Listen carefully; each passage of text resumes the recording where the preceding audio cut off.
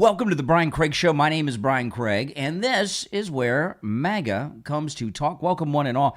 Nick Shirley is not only one of the most brave Americans, he really truly is. I mean, he goes to places, Nick Shirley, as an investigative journalist that no other reporter has ever gone to before. I know there's all these wartime correspondents that we've had since the Second World War, but they're all, for the most part, in safe areas, surrounded by platoons of Marines and things like this. Nick Shirley, all he has is a couple of guys, a tour guide, and a GoPro. I mean, that's and a DJI Osmo Pocket 3 camera. That's it. And he's out there, and he's going where no other reporter will go. And he went to Spain, and the Moroccan Muslims not only chased him down, they threatened his life and tried to kill him. And I'm going to play some of the clips of Nick Shirley in Spain confronting the Moroccan Muslims, and we'll talk about it. You're certainly welcome to call in. The number's toll-free and pinned in the live chat, 888-465-2631. This first clip is pretty frightening. Then headed to the center of the town with the citizen vigilante Mancia. However, within minutes, we were chased out. So now people here to feel safe, they're walking around with their dogs because Muslims do not like dogs.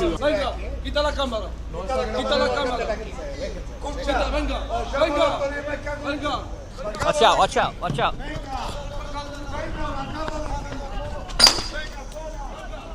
Now we got people throwing stuff at us. Look at this. Crazy. ¿Qué hizo? Look, he's got the rocks now. He's throwing rocks. Oh, shit. They're throwing rocks.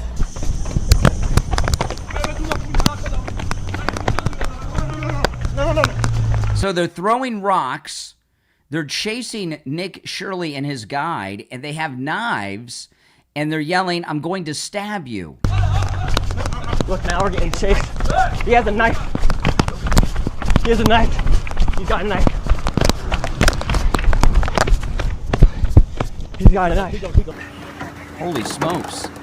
Just like that, we have finished our mission here in Spain. We showed you guys the truth of what was actually going on, and we finished with a knife. We finished with a knife chase down the hill, and then got escorted back up to our car from the Spanish police.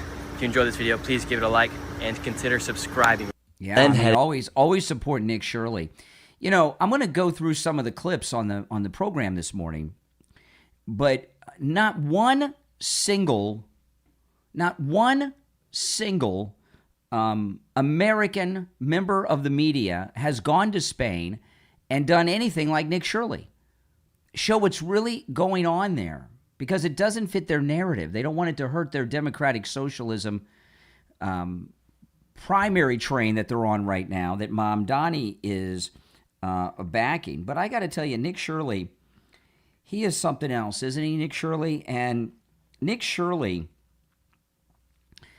he's wherever he goes, he's always taking chances. Recently, he was in Havana, and he was harassed by a Cuban general who was threatening him and his team. I mean, you've seen the reporting that Nick Shirley does. And he's got a small little group. What he's doing is very risky, but he's always there where the news is happening. And there's over the years there have been so many very self-important members of the media who claim, like Geraldo and others, who claim to do all kinds of things. None of them do anything close to what Nick Shirley has done. And Nick Shirley, I mean, he's put James O'Keefe to shame. I mean, really, he is a investigative reporter.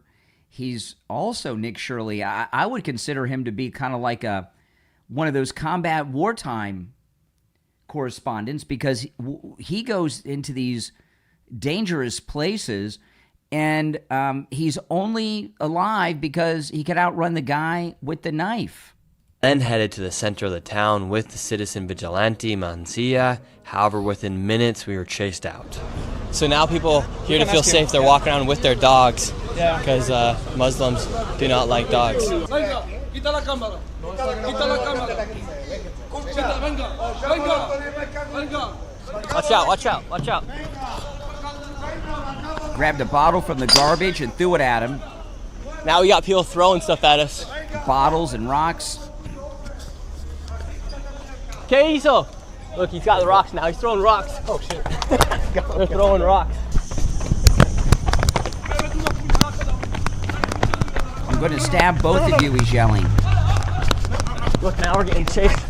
He has a knife. He has a knife. He's got a knife. He's got a knife. Just like that, we have finished our mission here in Spain. We showed you guys the truth of what was actually going on, and we finished with a nice. We finished with a knife chase. Yeah, I mean that's insane. This is the religion of peace, and you know, Spain. What Spain is doing is not just welcoming them. They're not repelling them. They're going to welcome them into their country because that's what these wokesters do. It's happened in this country, right? We've got a lot of it that's already happened in this country. And, you know, if we had an honest media in this country, could you imagine what the country would be like? The media in the United States, whatever honest is the exact opposite of it. If you're new to my channel, my name is Brian Craig. This is where MAGA comes to talk. If you're new, make sure you subscribe. And if everyone could please like the video, I'd appreciate that. We got about 90 seconds until the radio show begins. And I always do take live calls while we're on the air. Of course, going to cover a lot of what Nick Shirley is reporting on in Spain in the beginning. But I have a lot of other things I'm going to cover as well. But, you know, Nick Shirley, the media won't even cover his reporting. And the reason they won't cover his reporting is some of it is because, you know, they don't want this narrative out there because they have a false narrative that they want to promote. Another part of it is he embarrasses them. He does what they could do because they have the finances and resources to do it. You know, Fox News, CNN, MS Now, they have the ability to send people over here to Spain and do coverage like Nick Shirley's doing, but they won't do it. And they won't do it for a number of reasons. But he makes them look bad, no doubt about it. Okay, let me look at the time. Okay. Yes, 45 seconds and we'll be live on the air. So I'll open up the show on the radio and then I'll get into some more of these clips pretty quick because I have a lot to cover and we're going to cover a lot of things on the program this morning. If you'd like to call in, the number is toll-free and pinned in the live chat, all right?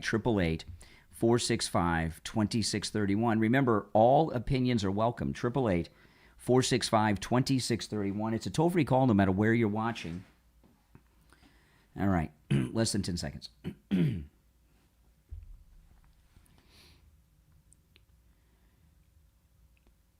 Welcome to the program, everyone. My name is Brian Craig. This is Florida's longest running radio show, the Steve Kane Show, on the radio since 1977. We've got a lot of stories and a lot of issues to go through today. The last 24 hours have been some of the busiest 24 hours in the news cycle when it comes to political news in quite some time. So I've got a lot to cover. But what I'm going to start with is the great Nick Shirley has done an incredible investigative report from Spain. He went to the streets in North Africa, in Spain, and showed what was going on with these Moroccan Muslims that are overtaking the city. And in one clip, the Muslims are throwing bottles and rocks at Nick Shirley, and they chase him and his tour guide that he has with him down the street with a knife. And the Muslims are chasing Nick Shirley with a knife, and they're yelling, "I'm going to stab you."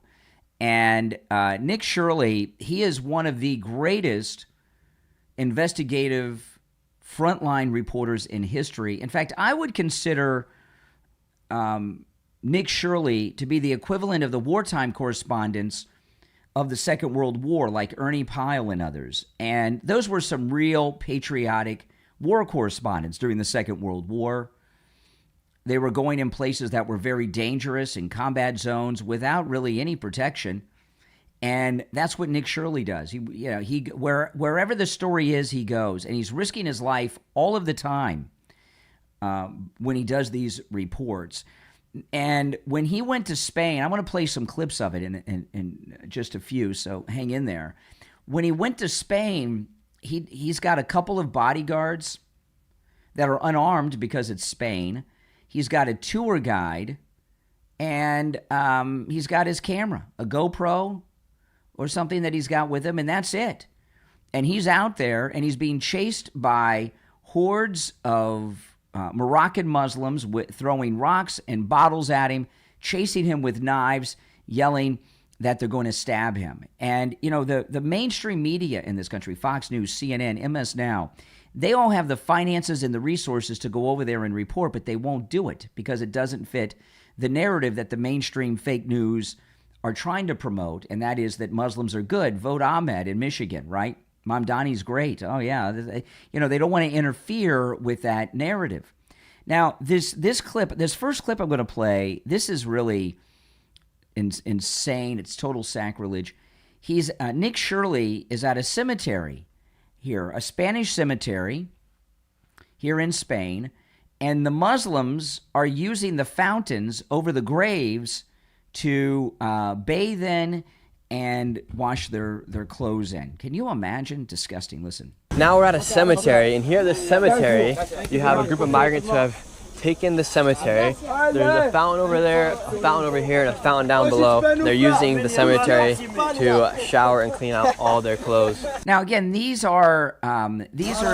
is a cemetery. So this is quite literally where they're showering. They're using the cemetery to shower. Kind of a representation of what's actually happening here. The people died for this country, and now you have migrants that are showering on their graves. Kind of crazy to think about. You as a man from Spain, to see that migrants are now showering on the dead graves of people who died for Spain, how does that make you feel? If my ancestors, these are my ancestors, all of them are my ancestors. If they wake up, they will say, this is insane, send them back immediately. Yeah, exactly. I mean, this is really sad, isn't it? It really sad. Here you have they've taken over the city. They're desecrating the cemetery. My goodness, haven't they? Yeah, I just cannot imagine what it must be like for people in this small Spanish town to be taken over by this mob of Moroccan Muslims, and now they're desecrating the graves of their families that are buried there. You know, this city has been a Spanish city for over 400 years.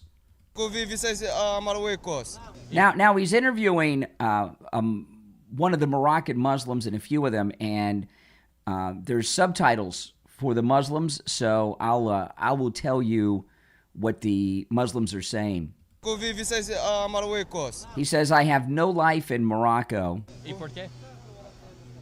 I don't have work. I don't have money. The situation here is getting a little dicey right now. Everyone just comes out yelling. Nobody really knows what language. I'm speaking English, Spanish. They're speaking broken Spanish and Moroccan. Amigo, gracias, muchas gracias. He said, Ahora a Londres, ¿dónde vas? He said they're going to leave the Spanish city here in North Africa and go to Europe. Para Europa. ¿Qué parte? They're going to go to Europe. They're going to go to Romania, Russia. Necesita mano obra barata, Marroc manda. Derechos humanos. No hay Marroco, no hay derechos humanos. There's no work in Morocco, so they're entitled to be here. So here you have a group of them that all came through from Morocco. Where are you guys going now? Paris, Londres, Madrid. They're saying we're going to go to Madrid. Another says we're going to Barcelona, Belgium, Brussels, Germany, Denmark, Holland. I love you. Yeah, I'm reading the subtitles to you from the Muslims. And how old are you guys? 28. He's 28. 21. ¿Por qué mujeres no vinieron aquí? Why didn't women come? Women are in the house, he says. They're home in the house. all these men right here, not a single woman in sight. He said something about woman in Islam. What does Islam think about women? Yeah, he was saying that Islam says that women must be kept at home. So they leave all their wives back in their country where there's no money, no jobs, no food, but then they come here all by themselves? Correct. You as a woman, how did you feel seeing 40... Okay, now he's interviewing a local Spanish woman who's pushing a baby carriage. And I'll read the subtitles. 60,000 migrants come across the border here. She says, I felt threatened. I couldn't go outside with my baby. We couldn't go outside. I live up high, but my neighbor lives on the ground floor. And they were scared they were going to break into the house. It's dangerous. When they come in and rush, it is dangerous. How do you feel knowing that the women here feel threatened? Amenazados. I feel very, very angry. I cannot understand how we let our own woman live with fear. Yeah, that's right. Because you've got wokesters. You've got liberal, globalist wokesters running your country. And wherever you have liberal wokesters, this is what you have. And it's very similar to what's going on in this country. Here's another clip. This is Nick Shirley. He's got a guide with him who's a Spaniard from Madrid who's giving him the tour. All the Spanish people think that this was kind of coordinated. As we get away from the border, people are still in floaties coming across. You have all these people sleeping here in the back of this shop right here. And now you have lines of people waiting to get food. What did you think when you saw all these people coming across? Would you say this was an invasion?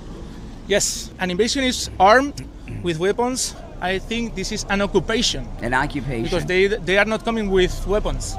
But unless you include the knives and the bottles and the rocks. It's an occupation, for sure. The people from Ceuta, they couldn't even eat. They couldn't even go to the supermarket for 3 days. The people of Ceuta was suffering this situation. They couldn't go to the supermarket, they couldn't go to the pharmacy, they couldn't go anywhere. They couldn't go to the street. Because a lot of security, a lot of big groups of guys hanging out in the street. And now we're coming upon... Yeah, and you know what's really frightening about this is there's no one there to help them. There's no one there to help them. Their own government is not there to help them, and and like so much of the world, it's an unarmed population where the people aren't allowed to own guns for personal protection like we are. And then last night, Nick Shirley went on Laura Ingraham and talked a little bit about this. What happened after you were chased? Where exactly were you? Were there police or anyone there to help you? Yeah, we ran down to the bottom of the hill because we were kind of on the top of the hill at that point. Well, you know what? I looked at the clock. And listen, I got to take our first break. Wow, the show's going by fast. I'm going to take our first break, and when we come back, I'll play a clip of Nick Shirley on with Laura Ingraham last night. Welcome, everyone, to the program. My name is Brian Craig. This is where MAGA comes to talk. I want to talk about Friendly Tire in Margate.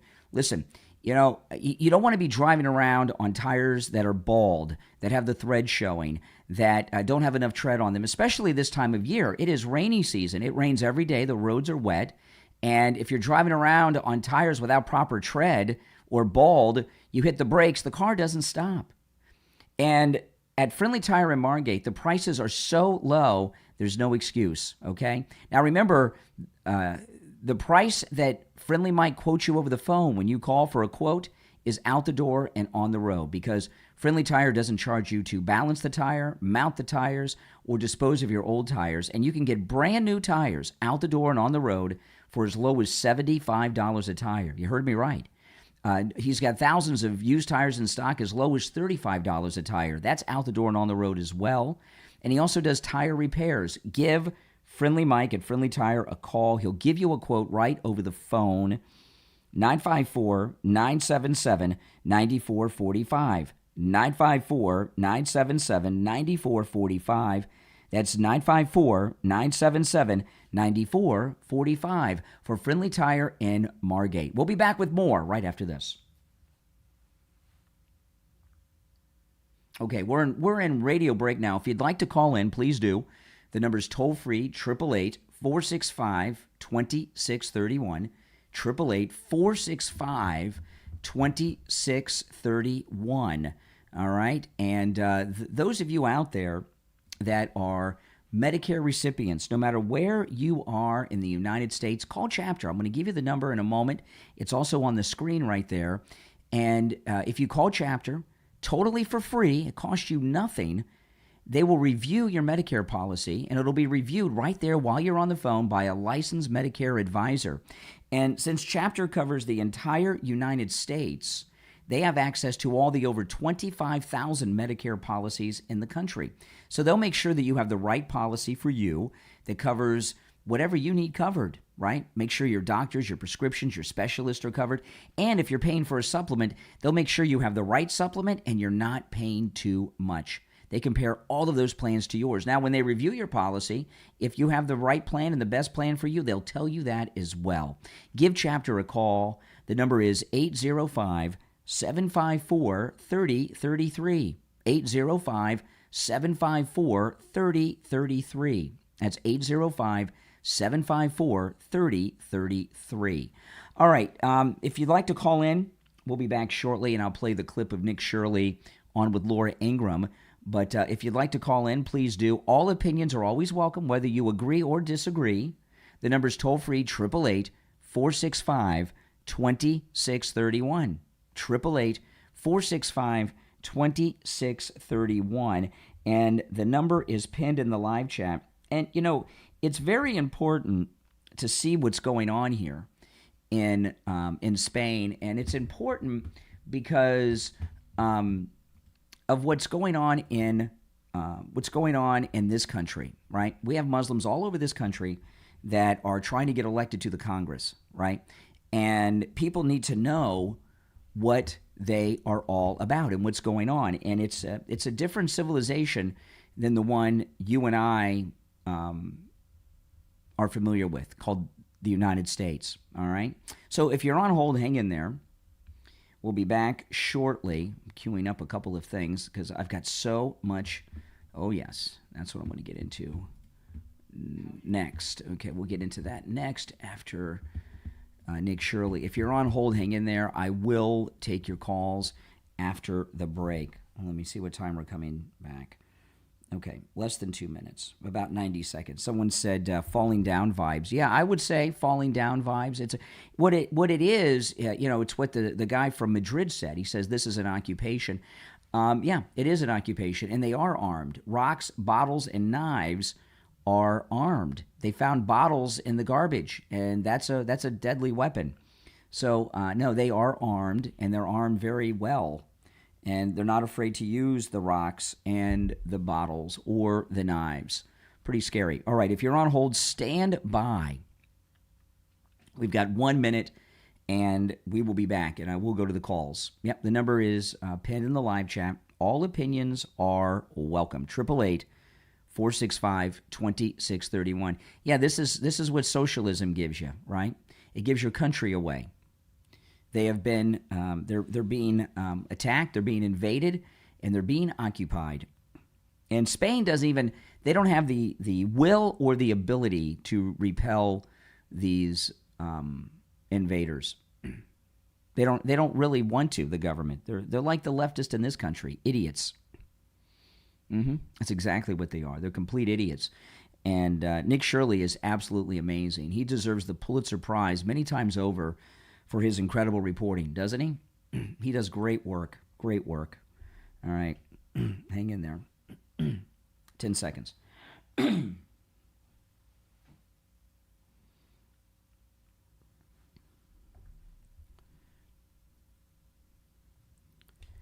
You're on the air. What's your name? Where are you calling from? My name is Wyatt Schaefer. I'm calling from Rochester, Minnesota. All right, Minnesota. What's on your mind? So my mind, I just wanted to say thank you for doing the show. You're doing God's work, and I wanted to say Nick Shirley's doing God's work, and I just wanted to say thank you, sir.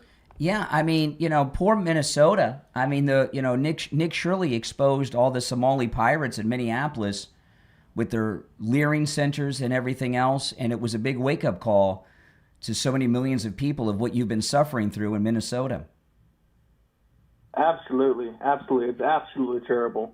All right. Hey, Believe me. listen, I appreciate the call. Yes, sir. All right. Take care. What a gentleman, huh? What a gentleman. You're on the air. What's your name? Where are you calling from? Morning, Brian. Doc from Texas. Hey, Doc. Hey, man. How are you this morning? I'm doing well. How are you? I'm good. Hey, I got a question. Why did the guy go over there and mess with those people? No, Why did what guy do what and mess with what? Can you be a little more specific? the one that I can't think his name. The one with the thumbnail. Nick Shirley? Nick Shirley? Yeah. Why did Nick Shirley Yeah. do what?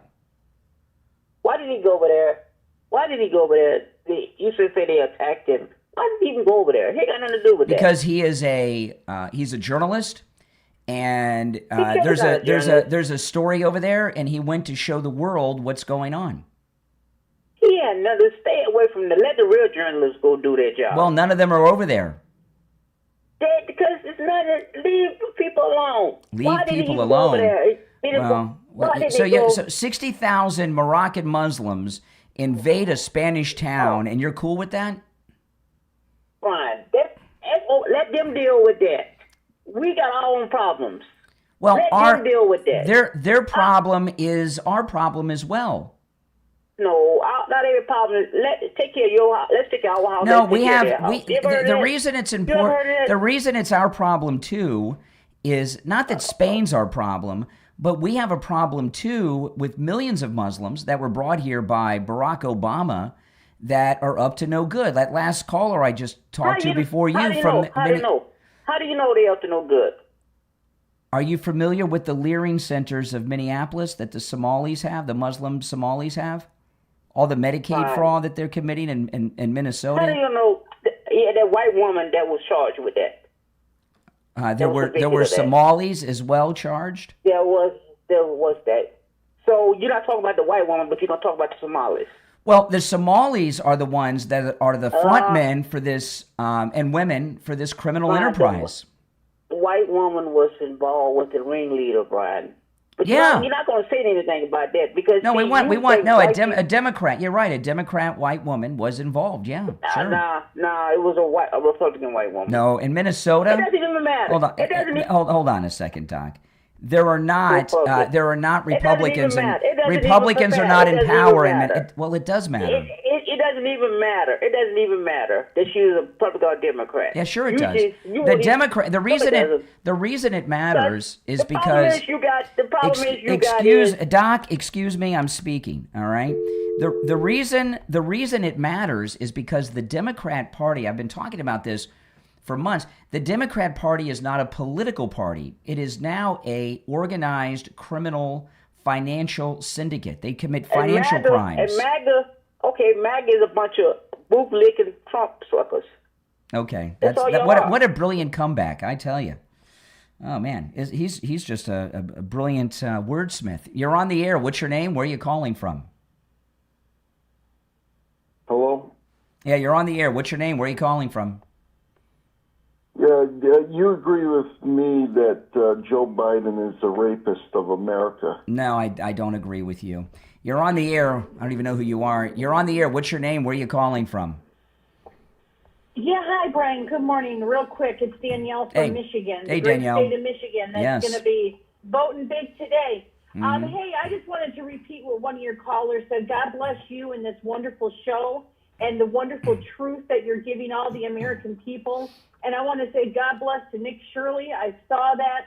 Absolutely unbelievable. And the one thing that we have to remember, Brian, and to all of your hold your thought. My phones are ringing off the hook. So yeah, go ahead. What's the one thing we have to remember? Yeah, we have to remember this, Brian. God bless President Trump, because if President Trump did not win this election that was too big to rig, do you realize that our borders would be wide open? Indeed. And this is what we would be facing in this country. Yep. What a blessing. Thanks be to God that we've got President Trump. Everyone needs to wake up, and we need to watch what's happening in these other countries. People need to wake up and wake up fast.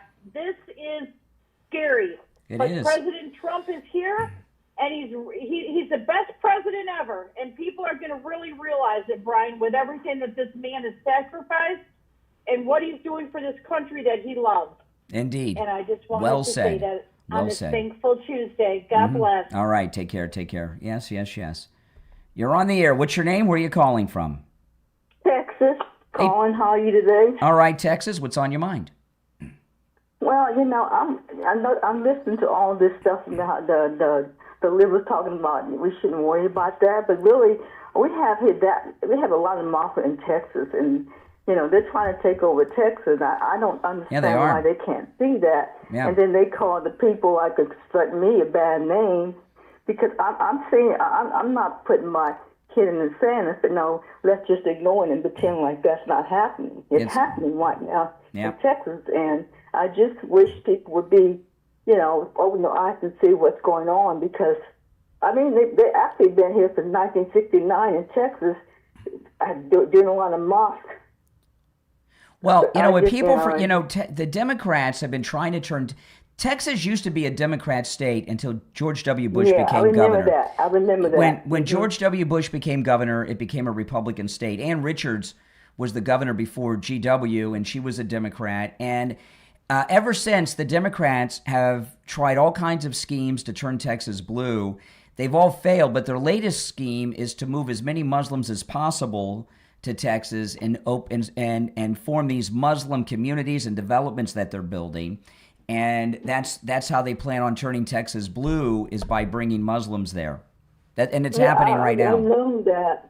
Yeah. And I've known that. And I that's my major concern. I'm just really afraid that that's going to happen in Texas. And I saw, and you know, they did the same thing, the border, like when we had what Biden was administration, and we saw all those people go across the border and come in. And a lot of Muslims came in. I don't even know how we're going to get able to deport them because it's really dangerous for our country. Mm-hmm. Yep.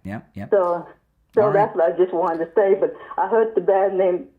Doc caller, but that's okay. That's okay. Yeah, he's out of it. Hey, listen, I appreciate the call. You take care. Thanks so much. If you're on hold, stand by. If you'd like to call in, please do. The number is toll free, no matter where you're tuned in from. 888-465-2631. 888-465-2631. It's the Steve Kane Show, Florida's longest running radio show. My name is Brian Craig. We'll be right back. Yeah, if you'd like to call in, the number is pinned in the live chat, guys. And if you could all like the video, that would be awesome. Now, if you'd like to support all of my content, become a Patreon supporter. There's a link in the description.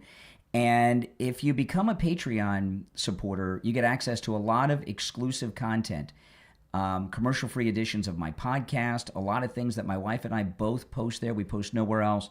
But also my daily Patreon live streams. I have a live stream on Patreon. It's on the Patreon platform, and I talk about things that I cannot talk about here or anywhere else. And when you hear me on Patreon, you'll hear me talk about a lot of things you will never, ever hear me speak about anywhere else because I cannot. Now, there's a link in the description to my Patreon page, and when you go there, there's an option to become a free member. If you become a free member, you don't have access to any of the content. You don't even see it. You have to be a paying Patreon supporter, and that starts just at $5 a month. So become a Patreon supporter and get access to all the exclusive content and my Patreon-only live streams. Also, you don't just get access to the future content when you become a paying Patreon supporter.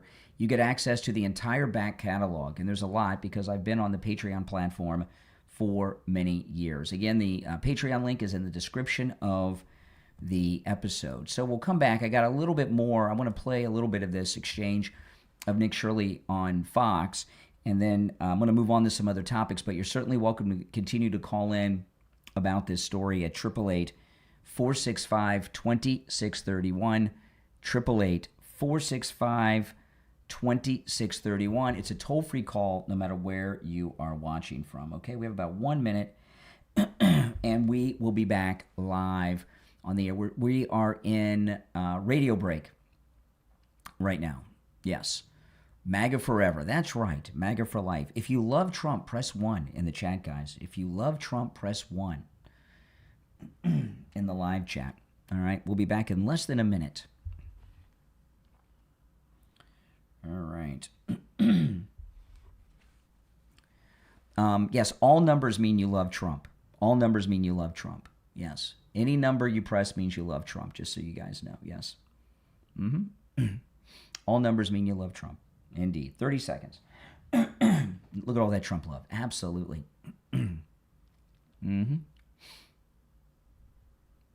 Yep, whatever number you put in there means you love Trump.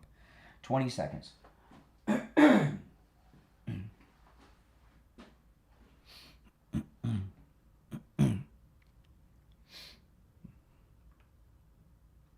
Stand by.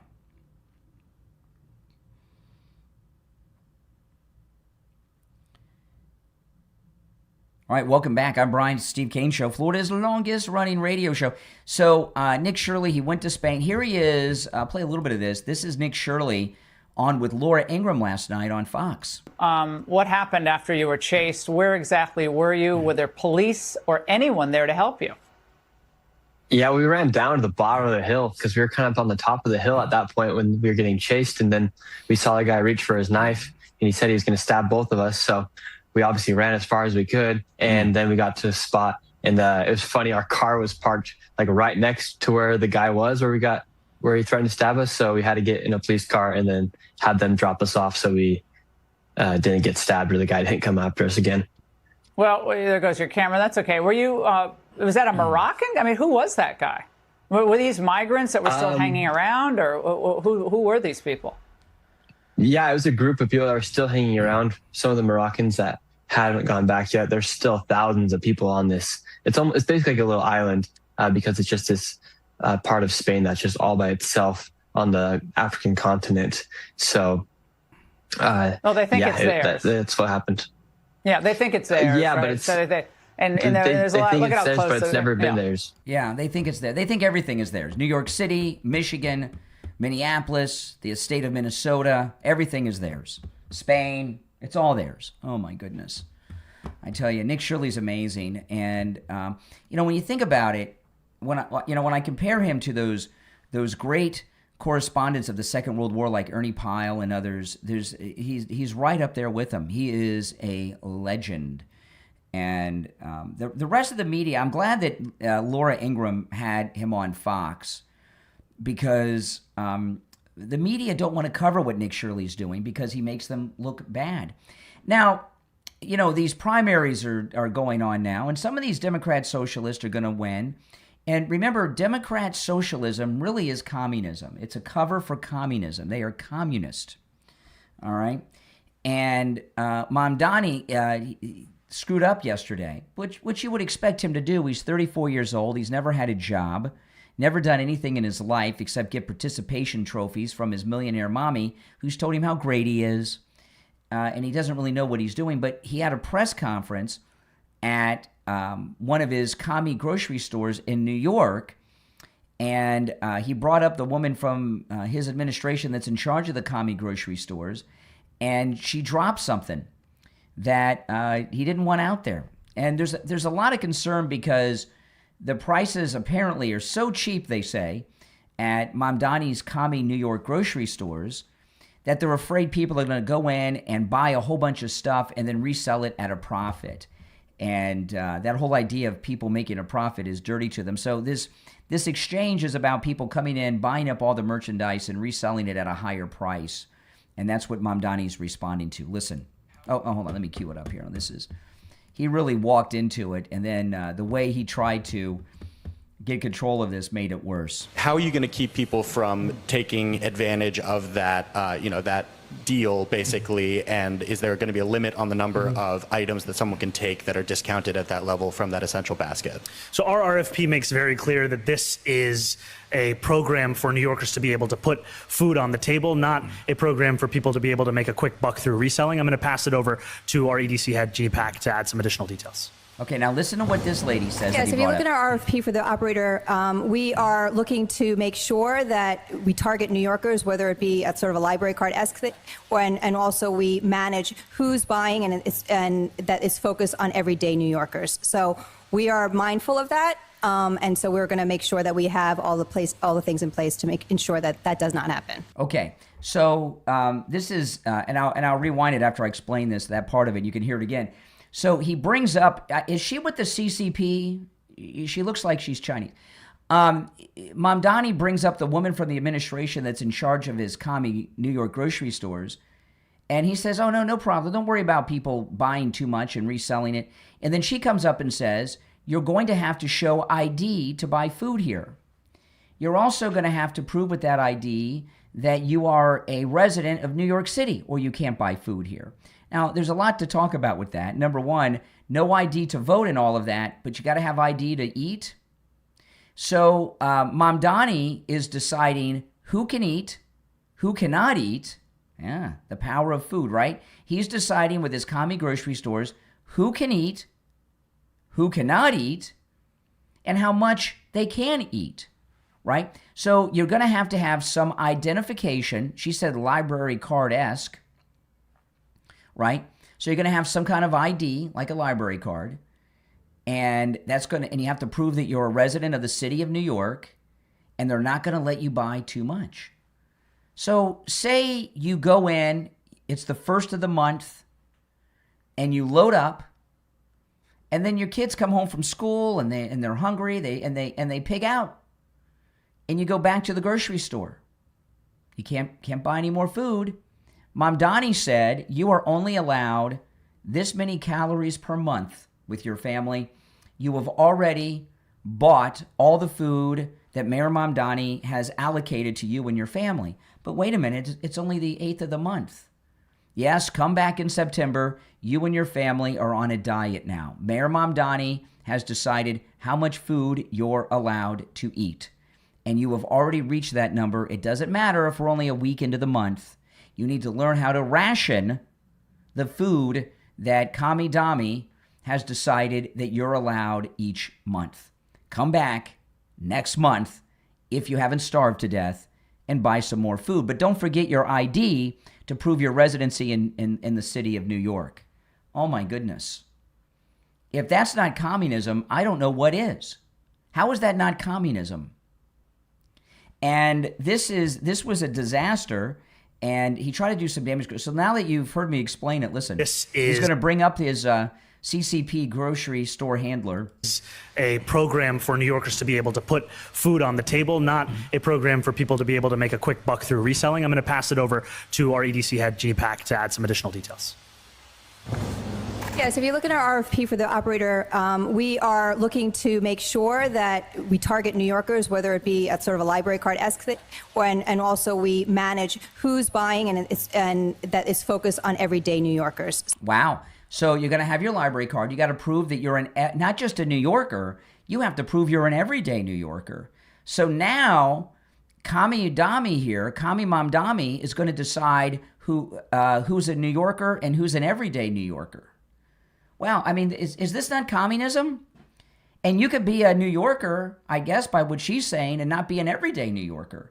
But you're going to have an identification card that lets Mamdani know, because he's decided, what kind of New Yorker you are. So it's not good. You got to have your ID, not to vote. You don't need ID to vote. No. No ID to prove but you got to have ID to go to Mayor Mamdani's commie grocery store. And that ID has to identify you, make sure that you're a legal resident of New York City, and make sure that you're not just a New Yorker, but this new class that Kami Mamdani has just come up with, a real New Yorker. That's right. And if you meet all of his criteria, you're allowed to eat. A program for New Yorkers to be able to put food on the table, not a program for people to be able to make a quick buck through reselling. I'm going to pass it over to our EDC head, G-Pack, to add some additional details. Yes, if you look at our RFP for the operator, we are looking to make sure that we target New Yorkers, whether it be at sort of a library card-esque, and also we manage who's buying, and that is focused on everyday New Yorkers. So what is an everyday New Yorker? And how is that different than just a regular New Yorker? Right? There's everyday New Yorkers and there's New Yorkers. Does anyone know what the difference is, according to Mamdani's CCP girl here? The operator, we are looking to make sure that we target New Yorkers, whether it be at sort of a library card-esque thing, and also we manage who's buying, and that is focused on everyday New Yorkers. So we are mindful of that, and so we're going to make sure that we have all the things in place to ensure that that does not happen. Okay, now that went viral yesterday because people are pretty scared. Well, wait a minute. Mamdani is going to tell me whether I can feed my family or not in his grocery store. And now we've got this new classification of everyday New Yorkers, which I'm not sure what that is. I thought this was supposed to help poor people. It doesn't sound like it's helping poor people. It sounds like it's something that Mamdani is putting together for the select that he determines are worthy to buy food in his grocery store. So then he went on Joy Reid last night on her podcast and tried to clarify what's going on here. So what he did is he lied. And we're talking about a city-run grocery store, one in each borough, which, by the way, you do not need an ID to shop at, no matter what you've just heard. Well, we just heard it from your press conference with your girl that's in charge of the grocery stores, Mamdani, and she said you got to have an ID and you've got to be a special kind of New Yorker to shop there, and also you can only buy a certain amount of food. And we're talking about a city-run grocery store, one in each borough, which, by the way, you do not need an ID to shop at, no matter what you've just heard in the news of today. We're talking about actually addressing the question of skyrocketing grocery prices. We've seen in the last 6 or 7 years alone an increase in grocery prices of around 30%. And we are going to be delivering a city-run grocery store, one in each borough, 5 in total, that will have the staples of a shopping experience. See, the staples. So what are the staples to Mamdani from Uganda? I remember him eating porridge with his fingers. Is that a staple? What are staples to you as an American, right? Milk, cheese, meat, not porridge.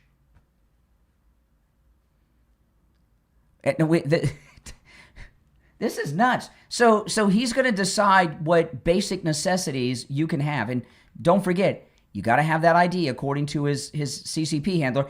And you've got to be not just a New Yorker, you've got to be an everyday New Yorker. Yeah, that's right. 6 or 7 years alone, an increase in grocery prices of around 30%. And we are going to be delivering a city-run grocery store, one in each borough, 5 in total, that will have the staples of a shopping experience, an essential basket of goods that are discounted by 30% compared to typical retail prices. And that is something that New Yorkers will be able to feel in their pocket. They'll be able to save hundreds of dollars on an annual basis, knowing that the city is looking to actually deliver for them on something that is a non-negotiable in their life, which is healthy and accessible food. Yeah, and staples are so different for different people, aren't they? What's a staple in your house is not a staple in my house. And what grocery store do I need? I don't need ID at Publix. And you know what? I can buy as much as I want at Publix, at Walmart, at Aldi. Oh, my goodness. So they're running around saying, it's socialism, not communism. No, this is communism. Maybe even fascism. When they control the food, they control the country. What's next? All right, callers on hold, stand by. We're going to take our last break of the first hour.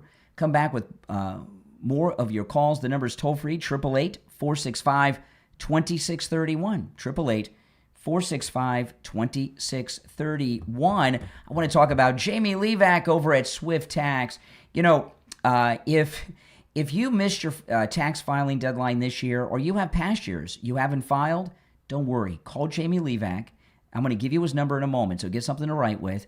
He can take care of it for you. Even if you have years and years of unfiled taxes, he'll take care of it for you. He's got a direct line to the IRS. And you know what? He can help you with your taxes no matter where you are in the United States. And if you're in one of those states that has state income taxes, he can help you with that too. If you're a business owner, you can also call Jamie Levack. He can help you with your business taxes, no matter how small or large your business is, even help you with your payroll taxes and everything, as well as your bookkeeping.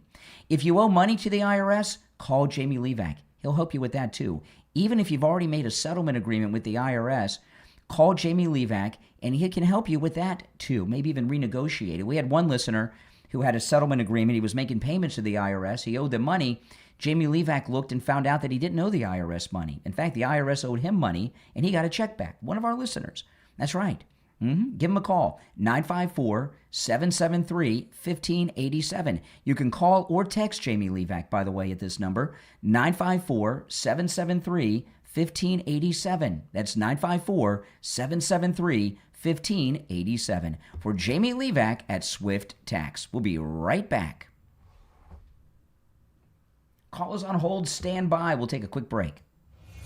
What if you could understand the Bible as one complete story? From creation to Jesus to the fulfillment of end times prophecy. Now you can with engaging, eye-opening Bible study live streams where scripture comes together in a clear, easy-to-follow way that will deepen your understanding of God's Word. Discover how the events unfolding in today's world fit into the bigger picture God revealed throughout the Bible. Explore biblical prophecy and what it says about the future. Compare God's truth with Satan's deception. Examine the evidence for creation versus evolution and gain fresh insight into the people, places, and promises found throughout Scripture. Whether you're new to Bible study or have been reading the Bible your entire life, these live streams will help you connect the dots, strengthen your faith, and better understand the times we're living in. Don't miss this opportunity to grow in your knowledge of God's Word. Join these life-changing Bible study live streams right now. Find the link in the description of this episode. Share the link on all your social media so your friends can join in too. Again, the link is in the description of this episode. Look in the description and click it right now.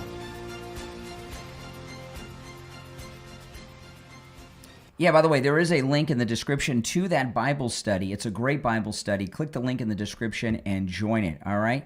I got to play this clip during the break to make sure that it's okay to play on the radio. So hold on. Make sure this is Hong, who's running for governor in Wisconsin, the commie socialist up there. I wasn't always aware of the struggles of other communities of color because for me, assimilation always kind of took over. And so I did marry. My proximity to whiteness continues, right? My son is biracial. He's half white and half Korean. And I think navigating, what his identity is and how people perceive him is always at the back of my mind as well. Wow, she's a real sicko, racist. She hates her own kids' skin color. Here's another clip. I just want to make sure the language is radio safe. Police officers enforce the law with state-sanctioned violence and then get excused for violating people's rights because they aren't expected to know the law. Minneapolis police spent nearly $5 million implementing trainings, increasing diversity, repairing to strengthen frayed relationships between cops and communities. It didn't work. We have to dismantle police unions, end qualified immunity, and start funding social services that work with domestic abuse cases, family services, and public education.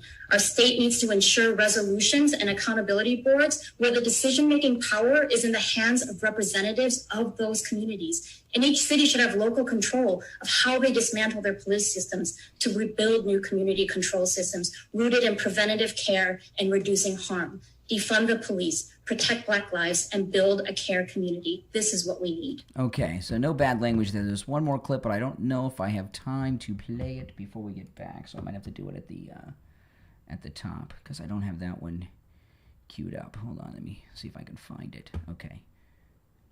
Yeah, that one's okay. Let's see, there was one more clip of hers that I wanted to play. I've only got 40 seconds till we're back. Okay. Okay, the other one is text. Okay, we're good to go. We have 30 seconds. I'll go back to the phones. Oh, man. All right. 25 seconds, we'll be back. If you're on hold, I'm going to go to the phones when we get back. If you'd like to call in, the number is toll-free and pinned in the live chat, 888-465-2631, 888-465-2631. 10 seconds.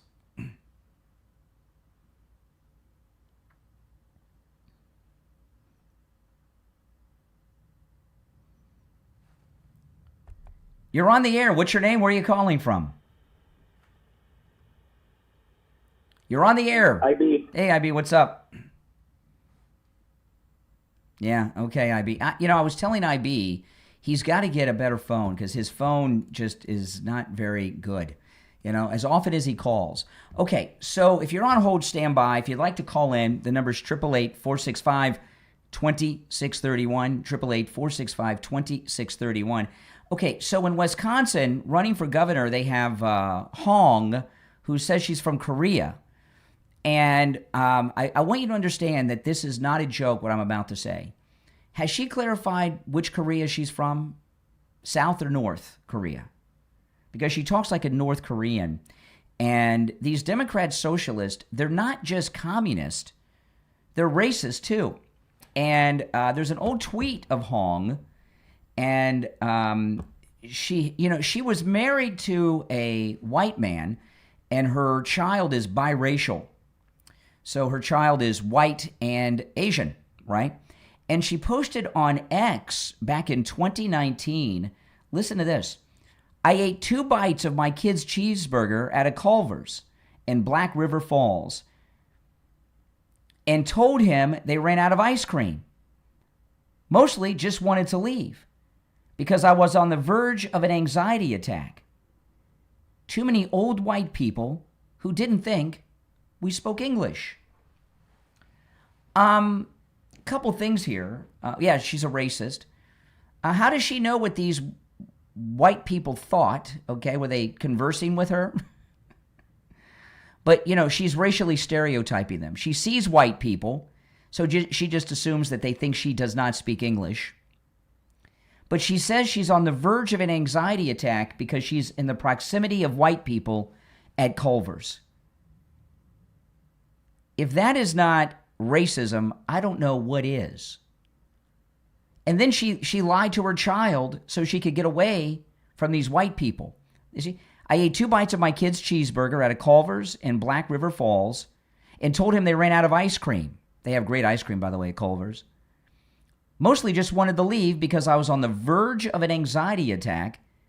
Too many old white people who didn't think we spoke English. Holy moly. That's some pretty hardcore racism. And she talks about it more. Here she is on an interview, Hong, who's the Democrat socialist candidate for governor of Wisconsin. I wasn't always aware of the struggles of other communities of color because for me, assimilation always kind of took over. And so I did marry. My proximity to whiteness continues, right? My proximity to whiteness continues. I wasn't always aware of the struggles of other communities of color because for me, assimilation always kind of took over. And so I did marry. My proximity to whiteness continues, right? My son is biracial. He's half white and half Korean, and I think navigating, what his identity is and how people perceive him is always at the back of my mind as well. Wow. So, and she's got some strong opinions on the part of him that's white. Her proximity to whiteness continues, and you know what's crazy is in her racist communist brain and in the communities that she travels in. Proximity to whiteness is a legitimate fear. People have fears. I don't like heights. I have a fear of heights. Okay, I have a fear of heights. I don't like heights. That's why I went into this line of work and not firefighting. My father's a firefighter, and I wanted to be a firefighter, but I couldn't climb the water tower and rappel down it. I couldn't do it. I'm afraid of heights. So now I do this. Okay, But, her proximity to whiteness continues, and she leaves Culver's because there's too many white people. Yeah, they do. It's custard, not ice cream, but it's very good. All right. And here she is on a Zoom when she was running for the state assembly talking about the police. Police officers enforce the law with state-sanctioned violence and then get excused for violating people's rights because they aren't expected to know the law. Minneapolis police spent nearly $5 million implementing trainings, increasing diversity, repairing to strengthen frayed relationships between cops and communities. It didn't work. We have to dismantle police unions and qualified immunity and start funding social services that work with domestic abuse cases, family services, and public education. Our state needs to ensure resolutions and accountability boards where the decision-making power is in the hands of representatives of those communities. And each city should have local control of how they dismantle their police systems to rebuild new community control systems rooted in preventative care and reducing harm. Defund the police, protect Black lives, and build a care community. This is what we need. Okay. Now, do we know for sure she's Korean? It's important to know which Korea she's from, right? Do we know for a fact that she's from South, not North Korea? Okay. And also this, is she Korean or Chinese? Because she's talking like the CCP here. You're on the air. What's your name? Where are you calling from? Nope. Hold on one second here. Hold on. Okay. You're on the air. What's your name? Where are you calling from? Yeah, it's Renee from Harlem. I see you trying your racist tricks a lot. Hey, Renee. Hey, Renee. Take care. Have a great day. All right. Same call every time he calls. You know, it's get some new things to say. Now, there's you may have noticed there's a lot of focus on Hong here, but I'm serious. Is she North or South Korean? This is an important distinction. And also, is she Korean or Chinese? Do we really know?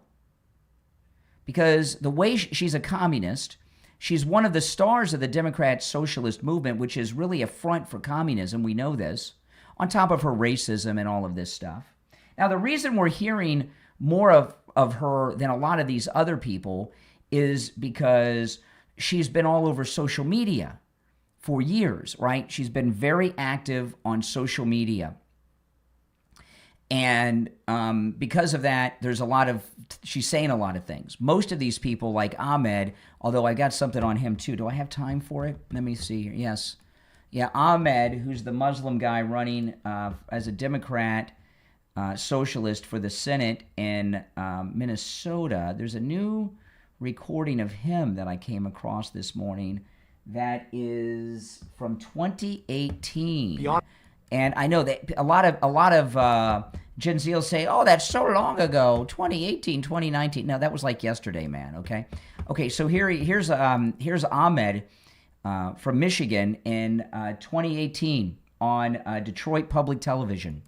Beyond that, I look forward to pushing forward legislation that would preempt localities from participating with ICE and using their local resources to do the same. Beyond that, we've also got to make sure that in this state, we are not discriminating by documentation status. Right now, if you're undocumented, you don't get access to a driver's license, so you're stuck. You don't get access to a lot of the basic things the state offers everybody else, and I think that's ridiculous. And so we've got to stop discriminating that way. Okay, so he wants to give illegals driver's licenses, which is illegal. He went and this is what they're sending to the Senate. And he looks a lot different in 2018. He's lost a lot of weight since then, but that is him. And he's gone more mainstream and hipster. He had a party last night. That Hassan Piker was the main guest at his party. You know, the one that said we deserve 9/11. Yeah, that's who he parties with. So this what you've heard here. Kami Mamdani in New York, Ahmed and Hong, who were trying to figure out if she's South Korean, North Korean, or maybe even Chinese. And what I wonder is Hong, I don't know, I'm not an expert, is Hong a Chinese name or a Korean name? Because when I think of Hong, I think of Hong Kong Phooey, and that's Chinese. And Hong Kong, that's Chinese. So I don't know, but she... this is the face of Democrat socialism. It is really racist and communism, no doubt about it. Okay, callers on hold. Don't go anywhere. We'll take our break for the top. It's the Steve Kane Show, Florida's longest running radio show. My name is Brian Craig. Our number is toll-free, 888-465-2631. 888-465-2631. It's a toll-free call no matter where you are listening. 888-465-2631. We'll be back right after this top of the hour break.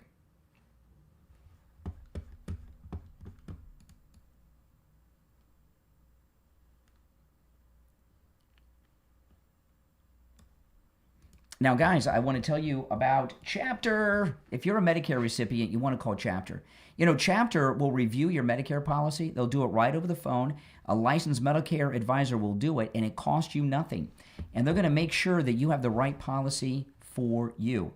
You know, Chapter covers all 50 states, so they have access to the all of the over 25,000. Can you believe there's that many? There's over 25,000 Medicare policies out there. Chapter has access to all of them. They'll review your policy, compare it to the over 25,000 others. They'll do it quickly over the phone and make sure that you have the right policy, the one that's best for you, that covers your doctors, your specialist, your prescription medications. And if you're paying for a supplement, they'll make sure that you're not paying too much for that supplement, and even if you really need that supplement. Call Chapter right now. You'll speak to a licensed Medicare advisor for free. It costs you nothing.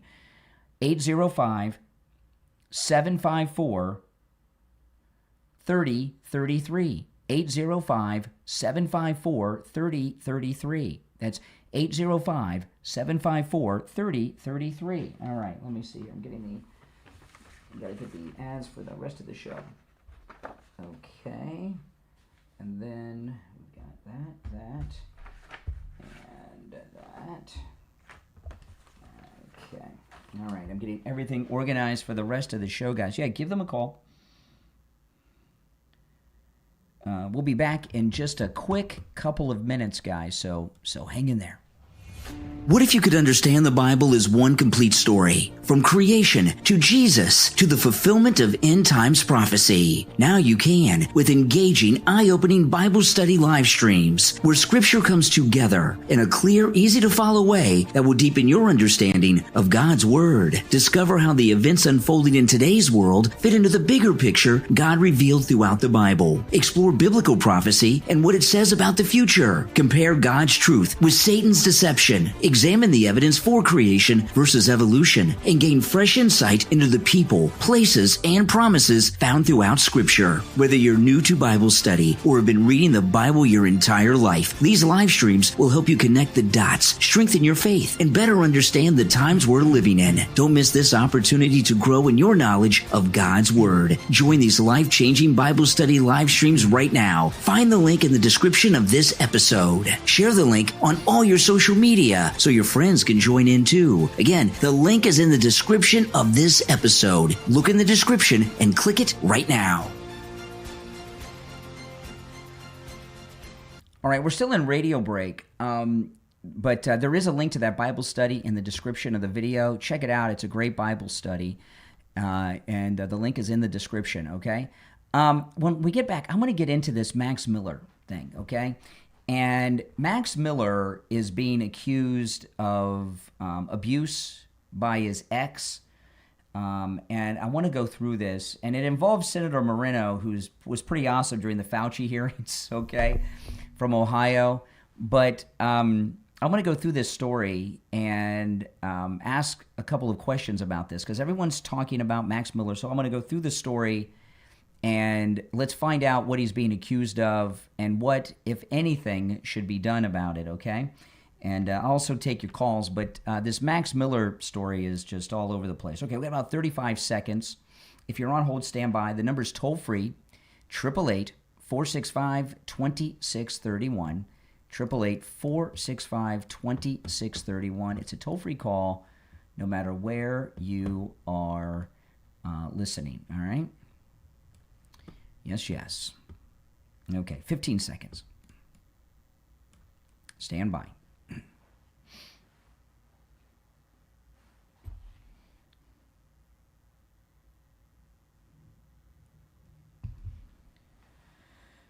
All right, we are back. It's Steve Kane Show. I'm Brian Craig. I've covered a lot. You're welcome to call in about anything that I've covered so far. I'm going to take some calls, and then I'm going to move on to some other stories. But you're welcome to call in about anything I brought up at so far on the program at 888-465-2631, 888-465-2631. You're on the air. What's your name? Where are you calling from? Yeah, good morning. It's Richie. Hey, Richie.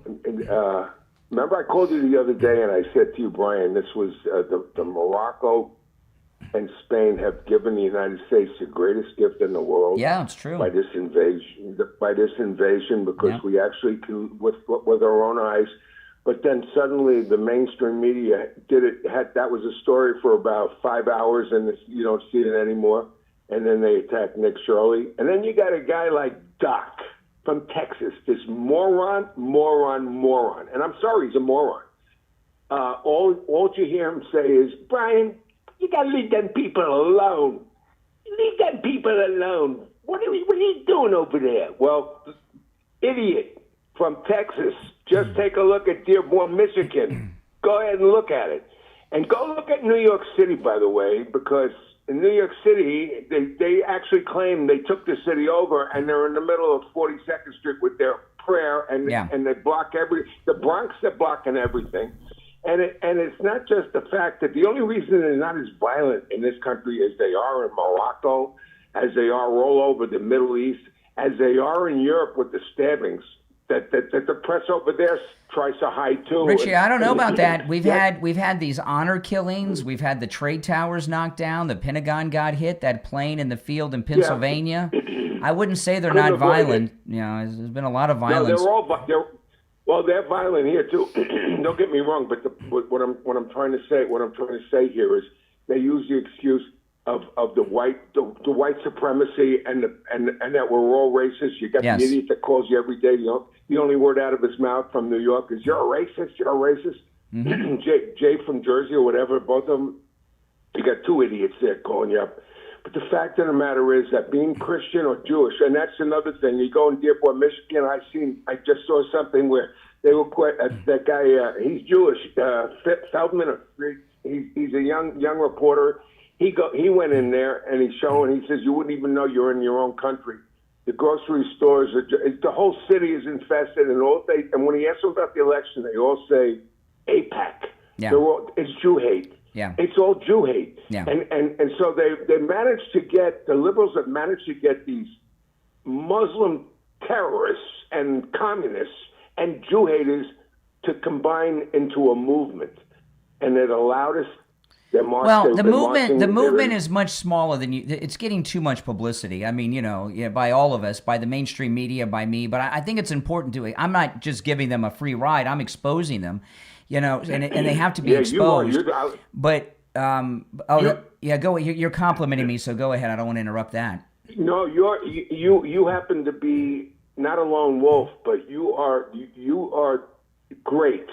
You are greater than great because you're putting out there what the mainstream media won't, and all they have to come back at you is not a discussion of what's really happening, but that you are a bigot and a racist. That's all they have. Well, that's what they try to use to shut you up. You're a bigot, you're a racist, you're an Islamophobe, you're this phobe, you're that, to try to shut you down. But I got news for you. These primaries are going to happen, right? And a lot of these Democrat socialists are going to win the primaries. Ahmed in Michigan is going to win the primary, and what the media are going to do is act as if they won the general election, which they did not. So it's going to be blown so out of proportion. They're going to have a big victory parade for this Ahmed guy. Yeah, and the truth of the matter is Ahmed's only getting elected because Michigan didn't volunteer, but the city of Dearborn was taken over. I don't know what the population is, but it's 100% in back of the Muslim. Every Muslim votes Muslim, and unfortunately, I saw Erin Molin's show. I guess you've seen her, where they had an actual moderate Muslim that said that there was an invasion. It's a takeover, and these people will get to Europe, and they will take over. Well, they're already in Europe, what's happening is this Spanish town in North Africa it's like the new Gaza. It's a launching pad into mainland Europe. That's where D-Day was in World War II. We stormed the beach. There's no difference. They didn't storm. They weren't shot back at. Yeah. This is an invasion that's been welcomed by the president, by the prime minister of. And he's such a commie, and the rest of Europe is very upset because they see what's coming at them and they can't stop it because they have laws there that I guess if you're in Europe, you could go wherever you want. You don't have to. You can't be stopped at the borders. So once they're in, they could go where they want. And they actually said they're going to be going all over the place. They mentioned, you just read that tape. So is this fear mongering? Yes, it is, folks. It's because they don't assimilate. Just look at Dearborn, Michigan. That's all you have to do. That's the United States of America. And I'm not talking about a little neighborhood like Little Italy, that Italian, Irish neighborhoods. They took a whole city. It's not just a neighborhood. It's a whole city. That's and true. Once they get in, you said this guy's going to win in Michigan. Well, that's because when you get enough of the group coming in, and they're not, a lot of them are not citizens. They don't speak a word of English, and they're going to be voting.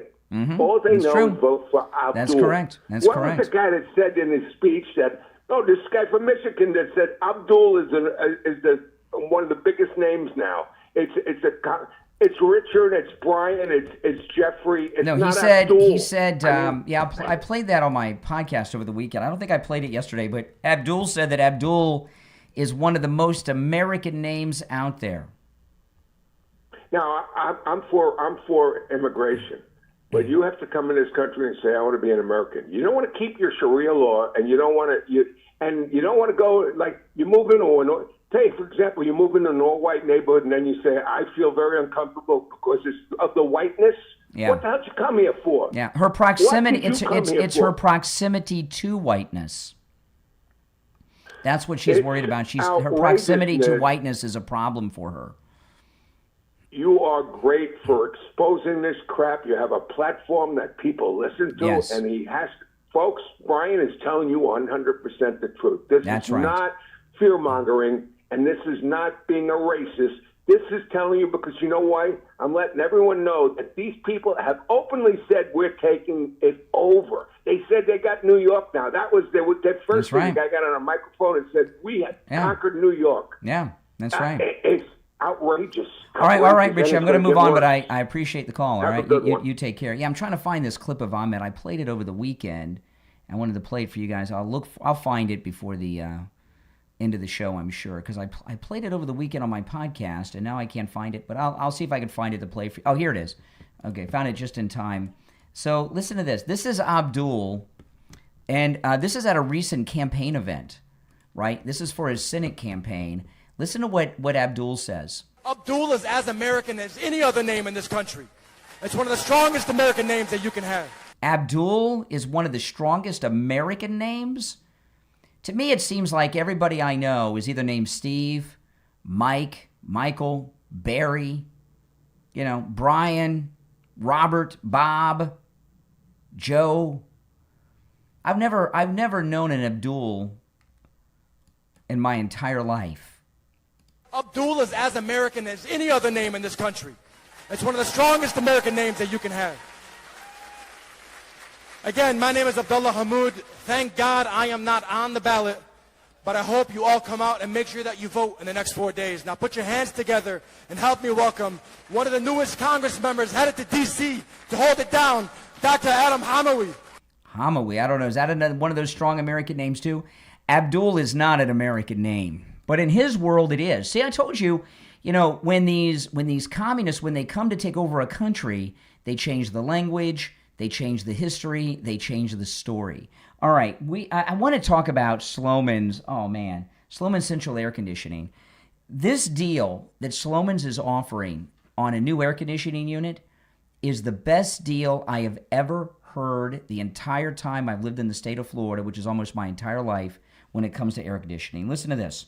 Sloman's Central Air Conditioning offers a high-efficiency, 5-ton, 18-SEER system that uses R454B refrigerant for just $59.99. That's an incredible deal, isn't it? And listen to this. Just $59.99, 0 down, 0 payments, and 0 interest for 18 months. Your new system comes with a 5-year bumper-to-bumper service plan, which includes annual system maintenance, filter replacements, and refrigerant. So there's no annual maintenance cost. Plus, you'll also receive the Sloman Shield home security system installed with 5 years of professional central station monitoring included with your AC package. Give Sloman's a call right now, 561-217-COOL. That's C-O-O-L. 561-217-COOL. 561-217-COOL. All right. It's the Steve Kane Show. Callers on hold, stand by. My name is Brian Craig.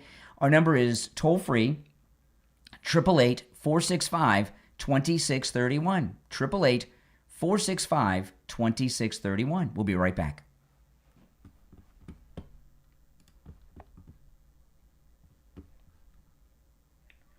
Okay. Yeah, I mean, this is insane to me. I mean, I've never heard anything like that before. That Abdul is one of the most American names? I don't think so. Not in my book. All right, I'm going to take a quick break, guys, and we'll be right back.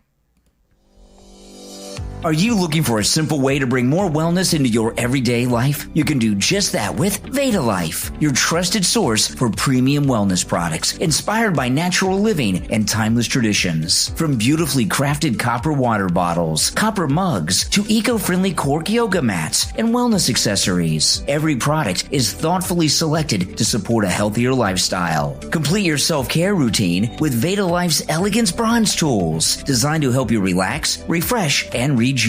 Whether you're building a wellness routine or searching for that perfect gift, Veda Life offers quality products you'll enjoy for years to come. They ship worldwide too, making it easy to experience premium wellness wherever you are. Follow Veda Life on Facebook and Instagram at Veda Life CA. That's VEDA. And visit them online at VedaLife.ca to explore the complete collection. That's VedaLife.ca, where wellness meets quality. VedaLife.ca.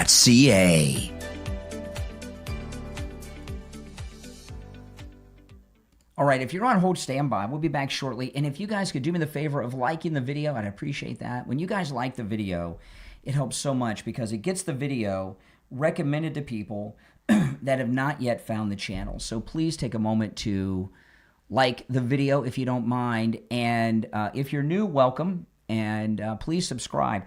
If you'd like to call in, the number is toll-free. It's pinned in the live chat, all right? It's toll-free no matter where you are watching, and all opinions are welcome. Whether you agree or disagree, you're welcome to call in. The number is toll-free, 888-465-2631, 888-465-2631. It's a toll-free call no matter where you are located. We'll be back in less than 1 minute, so if you're on hold, hang in there. And thanks, everyone, in advance for liking the video. I'm going to get into, after the break, I'm going to get into this story with Max Miller. But you're welcome to call in about anything I have brought up so far on the program, okay? We have a little more than 30 seconds.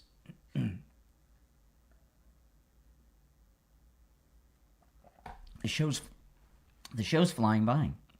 We are like at the halfway point. I don't know where the show went. Just like boom, like a blink of the eye. It sure is.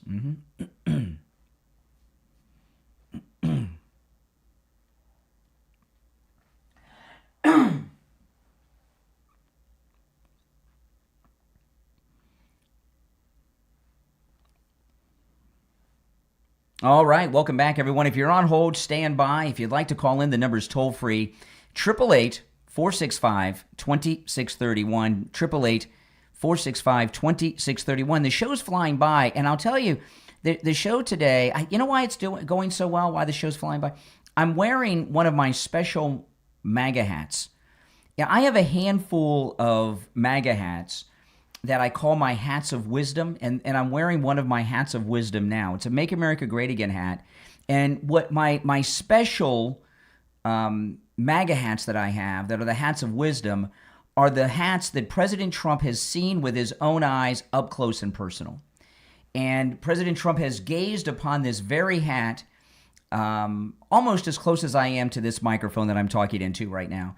And I feel like when I wear one of my MAGA hats that the president has seen with his own eyes, that some of his wisdom has been left on the hat by his gaze. And it just seems to me that when I wear one of these Make America Great Again hats that the president has gazed upon with his own eyes in person and up close, the shows are always better that day. It's kind of like that episode of Star Trek, Spock's Brain. Do you remember that? Where McCoy put that thing on his head and could do brain surgery. Remember that? That's what it's like. And I have a couple of these I wear on the show. And then, of course, I have my autographed MAGA hat that is in the safe deposit box at the bank that was only available to donors. I got mine free because at Mar-a-Lago, but only donors could get it. And the hat is valued at $45,000. And I did wear that, and the president looked at that one as well. But that's a family heirloom that is in the bank safe deposit box, and I don't wear it. But this hat is one of those. Now, before I want to get into this Max Miller story before I go back to the phones, because everyone's talking about it, our Congressman Max Miller and these accusations against him. Also, I just, today, I wasn't going to reveal this, but what the heck, today, when I get off the air, I'm going to the gun store. I might buy a rifle today, and my wife and I have wanted a 12 gauge for years, and I've never bought one. And my wife was looking online, and she saw some videos where people were getting their house broken into, and they're on the other side of the door in their living room watching them. They're on the phone to the police, but they're watching them through the doorbell camera. And and it's one thing if we're in the living room with our Glock or our 38. It's another thing if you ratchet up if there's someone on the other side of the door breaking in, or there's an intruder in the house, and you grab that 12 gauge and you ratchet it, it's much louder than that. When the bad guy hears that noise, he's going to run for the hills. Now you're not supposed to do that because you spit out a shell when you do that. But that noise alone will probably stop you from having to fire the weapon. And we've wanted to get one for years. And what really inspired this is over the weekend, I was telling my wife yesterday, over the weekend, I'm going to the gun range with some friends of mine who go on our MAGA cruises. And we're all bringing our guns. And I was telling my wife what they're bringing. And my one friend, he's bringing his AK-47. I'm not going to say their names because they may not want people to know what weapons they have, But one guy, he's bringing his AK-47. Another guy's bringing his AR-15. And I'm bringing my Glock 48 and my 38. And my wife is like, those guns are going to look kind of wimpy next to that AK and that AR-15. She says, you need to go, it's time to go get the 12 gauge, okay? So, but I have so much ammo for the Glock and the 38. I want to use it. But, so this morning I'm going to go to the gun store and look at the 12 gauges, and maybe I'll buy one. I don't know. But if you hear that, once, if you ratchet that 12 gauge and the bad guys in your house, they're gonna jump through the window to get out of the house, because they know if you defend yourself with your 12 gauge, that's it, right? So a 12 gauge is a great weapon. Maybe you should have two, one in the living room, one in the bedroom. I don't know, but we'll start with one. Oh my goodness! I haven't fired a 12 gauge in a long time. But when I was younger, I used to go hunting. We used to use a 12. I do have a couple of rifles that were my grandfather's, but when he was a kid. But they're 22s, and you can't defend yourself with those. I had a friend that I went to high school with, and it was a friend. He was in my classes. He was a nice guy, but he was a gangbanger and a crack dealer. I went to Stranahan High School in Fort Lauderdale in the 80s, okay? It was like being in a prison. And he got shot by a 22 on 441 and Broward Boulevard. This was in the 80s. He got shot in the stomach by a 22. And he said when he got shot with the 22, the hole sealed up and only one drop of blood came out. He walked to the emergency room. And I guess it would have been Broward and 441. It had to be Plantation General, which is off of 441. He goes to the emergency room and says, I got shot. They said, where? He pulled up his shirt and showed him. They told him to go sit down and wait. So You know, and when your house gets broken into, the guy that's doing it is so hopped up on adrenaline and probably drugs that the 22s ain't going to get it. And you know, and the Glock 48 and the 38, you know, I got those as concealed carry weapons, you know, because the 38 I have is an ultralight with no hammer. So, you know, it's a great concealed carry because the hammers can grab onto your, you know, caught on. So it has no hammer. It has an internal hammer. And the Glock 48 is a 9mm, and the Glock 48 I got as a carry weapon too. The Glock 48 is thinner than your average Glock. It holds 10 rounds. So it's not, you know, it's not as wide. It's a great concealed carry. But there's better things to get for home protection. And I think the 12 gauge is the ultimate in home protection. Don't you guys? So I know some people told me a 10 gauge. I've only fired a 10 gauge maybe once. But my main thing is I want it when you ratchet it to make as much noise as possible. As loud as possible to scare the person. But anyway, after the bottom of the hour, if you're on hold, stand by. After the bottom of the hour break, I want to get into Max Miller because there's a lot to talk about with that, and I have some important questions to ask you about that. But first, I want to talk about Coastal Weight Loss Secret. You know, Coastal Weight Loss Secret has changed my life because I lost a lot of weight, and I lost a lot more than my target weight. My target weight was 25 pounds. And the reason it was 25, I'd never been on an official diet before, and that seemed like a lot of weight, and I didn't think I could do it, you know, because I always hear people have, you know, they can't. Well, Coastal Weight Loss Secret, you can do it. I did it, and I lost 25 pounds in 3 weeks. And I remember that day, I went to see Dr. Zuckerman over at Coastal Weight Loss, and he says, well, what are you looking to lose weight for? And I said, we have our MAGA cruise coming up, and I'd like to lose some weight because we go to the beach and the beach resorts and all of that. And I'm going to be in a swimsuit and everything, and I want to lose some weight. He said, when's the cruise? I said, it's in a month. He said, how much do you want to lose? I said, 25 pounds. He said, no problem.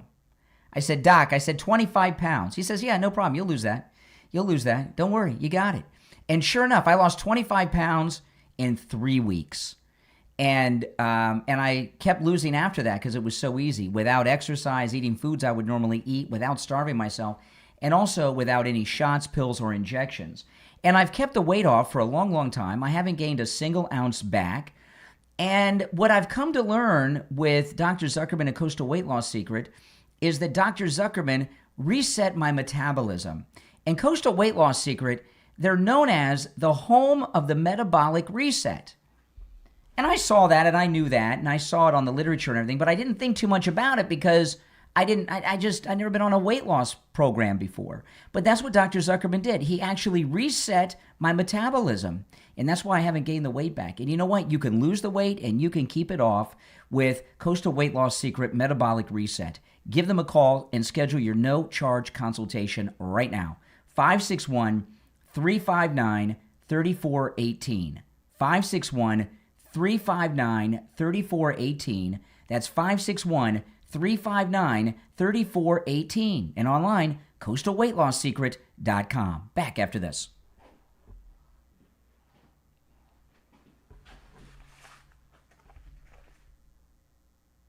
Okay. Hang in there, guys. Hang in there.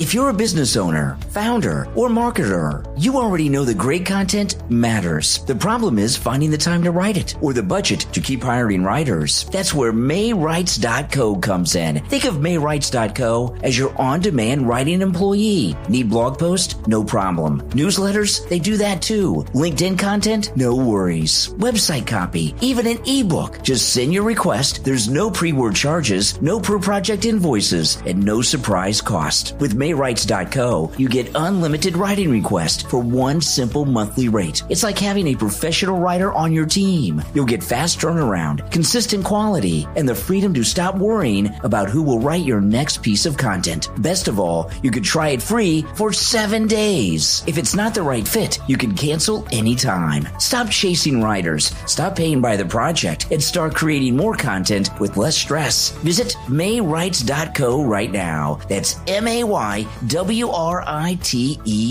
maywrites.co, your on-demand writing employee.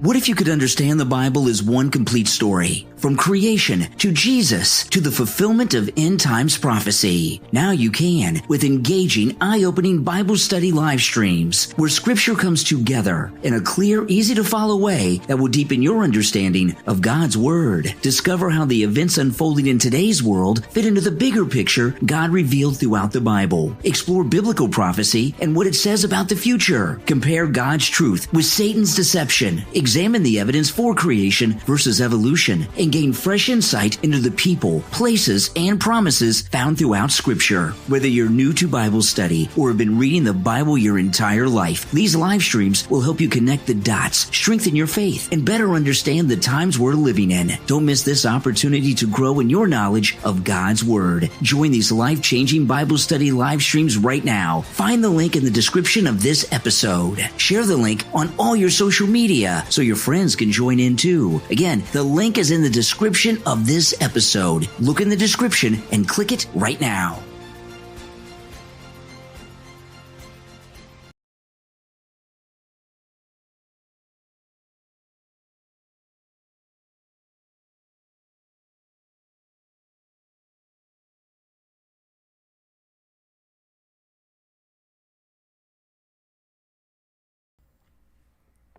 All right, we're back. I'm Brian. You are listening to The Steve Kane Show, Florida's longest running radio show on the radio since 1977, celebrating 49 years on the radio. And if you'd like to call in, the number's toll free, 888-465-2631, 888-465-2631. I wanted to get into this Max Miller case because, we're on the eve of a primary, and they've come up with a scandal, and I want to go through the scandal, and I got a couple of questions I want to ask you. Hold on a second here. Okay. So I want to ask you a couple questions about this scandal, okay? Because Max Miller is the ex-son-in-law of Senator Moreno. And Senator Moreno, he's the one that did such a great job last week in the Fauci hearings. He says, who the blank do you think you are, and all of that. And of course, I like him, I like Moreno. But these family issues. So let me go through this a little bit, and I have some questions.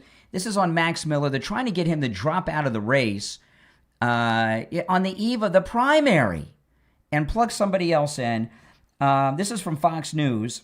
A bitter family feud is spilled into Congress after Senator Bernie Moreno of Ohio, that's the guy that who the blank do you think you are to Fauci last week, called on his former son-in-law, Representative Max Miller, to resign, accusing the fellow Ohio Republican of abusive behavior and saying he possesses a danger to Moreno's daughter and granddaughter.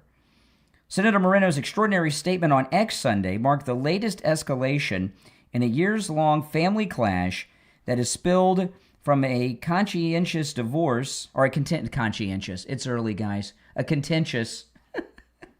Conscientious. If they were conscientious, they wouldn't break up the family and get divorced. It's a contentious divorce. Oh, man. Live radio, people. Live radio. Okay?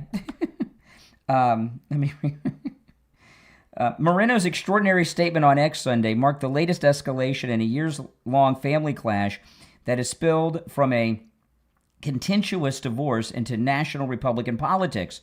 Miller is a Republican congressman endorsed by President Trump, and he was married to Senator Moreno's daughter. Their divorce and ongoing custody battle have increasingly played out in public, culminating Sunday with Moreno's call for Miller to leave Congress just days before tomorrow's Ohio deadline primary to replace him on the ballot. Okay, and there's now some other details on this, not in the Fox story, but this story is being written about all over the place. Let me pull this one. This is from CNN. See if they give us some more information. Allies of Donald Trump are pushing the president to encourage Max Miller to drop his re-election bid, according to 4 sources familiar with the matter, amid claims of domestic abuse from his ex-wife and pressure from his ex-father-in-law, Senator Moreno. Concerns have grown about Miller's electability. Some top House Republicans have phoned White House officials asking for help. One of the people told CNN, those members specifically want Trump to ask Miller to drop out before the approaching deadline, which is tomorrow, to replace him on the ballot. CNN says Trump has privately told some allies he doesn't believe Miller can win the race, given the accusations, and that he should drop out. One source familiar with the internal conversation told CNN. And this is CNN, so I'm not so sure about that. Somebody in Trump's orbit is telling CNN anything. I question that. Miller insisted in a statement yesterday he would not drop out. He said this, if I dropped out of this race, it would mean we as a nation have fallen so far from our American values. I will not validate false claims by removing myself just to please the court of public opinion. I am innocent of all the allegations. I have done well representing my constituents. Over the weekend, Senator Moreno said that his ex-son-in-law should not serve in Congress. Some in Trump's inner circle have said the senator waited so long to directly condemn Miller, worrying it may now be too late. I wish he'd come out against this guy sooner, says one Trump advisor to CNN. Moreno wanted to speak out against Miller months ago, but was asked by his daughter not to, according to 2 sources familiar with the situation. One source close to the senator said his daughter didn't want the couple's daughter reading about her grandfather attacking her dad one day. That person said the senator felt he could no longer be silent after Miller on Sunday posted a 20-minute live stream in which he said his ex-wife had significant mental health challenges. There's a 2-fold deadline for Miller to drop out and take his name off the ballot, according to the Ohio Secretary of State. If Miller were to withdraw prior to the close of business today, a special primary would be held to fill the vacancy. However, were he to withdraw from the race after that Tuesday deadline, party leaders could have a narrow window to replace him. Trump told reporters in the Oval Office Monday he believes Miller is a very good person and that he's going to let the families figure that out. This is the president talking. Those families, I know they're working on it. It's a very sad thing, especially when you know somebody so well to be going through that. But it's accusations, the president said. The controversy surrounding Max Miller, who represents a district in eastern Ohio, threatened to jeopardize his chances of winning what was once thought to be a safe GOP seat. Miller married Moreno's daughter at the Trump National Golf Club in Jersey in 2022, that same year that he was elected to Congress. They had a daughter in 23. The next year, they filed for divorce, which was finalized last year. The daughter accused Miller of multiple instances of domestic abuse. In police videos obtained by CNN, Moreno described the abuse allegations, including an incident in which she said he held a gun to her. The February interviews were part of a police investigation into how Miller and Moreno's toddler daughter suffered a broken collarbone. No charges were filed. She filed a request in court to reopen their custody agreement in March, while Miller filed a defamation case against his ex-wife. In an interview with CNN in June, Miller denied the allegations of abusing his ex-wife and vowed to fight to clear his name. He said the gun incident never happened. He stores guns in a locked safe. The ex-wife's attorney said that and it goes on. Okay, so I think we got enough. Okay, the accusations. If they're true or not, I don't know. Okay, this is what I do know. When people are getting divorced, especially when there is a child involved, people say crazy things and make insane accusations. People get psychotic during divorces on both sides, and they get nuts, and they say all kinds of things. And if those of you out there, you've known people that have gotten divorced right? People say nutty things, they get crazy, they act out of character, they run their mouth, and then oftentimes years later they recant everything, right? So this is a he said, she said. And this gun incident, that one I'm suspect of. Because if someone, I'll tell you this right now. Moreno, and I don't blame Senator Moreno, it's his daughter, and you're going to defend your kids no matter what till the end. I get that. I would do the same thing. But I'll tell you this. If my daughter was in a relationship, I don't care if they were married, divorced, have a child together, and the person she was in a relationship held a gun to her, I would go to the house and call the police myself and wait for them.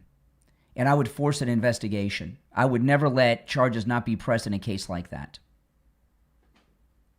That's just me, okay? And I think a lot of you probably agree with me on that. So the fact that, divorces can get ugly beyond imagination. The fact that they didn't go after charges with this gun allegation makes me suspect of them, okay? And also this, Max Miller, he's got the Trump endorsement and is MAGA. And it does seem to me that there's a play here to stop a MAGA Republican from getting elected, right? It sounds like they're using this divorce and this custody battle and these allegations to try to stop a MAGA Republican from getting elected. And you plug in another candidate this close to the primary, what chance do they have of winning? Nobody knows who they are. They haven't campaigned. It's not good. So, I mean, the whole thing's a mess. There's no good solution here. But I'd like to ask you what you think. It looks like the president's standing by Max Miller. He says he's going to let the families decide. So what are your thoughts on that? Should he drop out? And who are they going to plug in? Some rhino Republican establishment uniparty hack? It sounds like a power play to me, and things are getting really nasty in Ohio. After the break, I'll give you an example of something else that just happened over the weekend in Ohio that shows you the rhinos of Ohio are making a move to stop MAGA, and this sounds like an example of that. If you're on hold, stand by. I'm gonna take this break early, and we'll be on schedule for the rest of the show. But we're gonna take our break. You're listening to the Steve Kane Show, Florida's longest running radio show.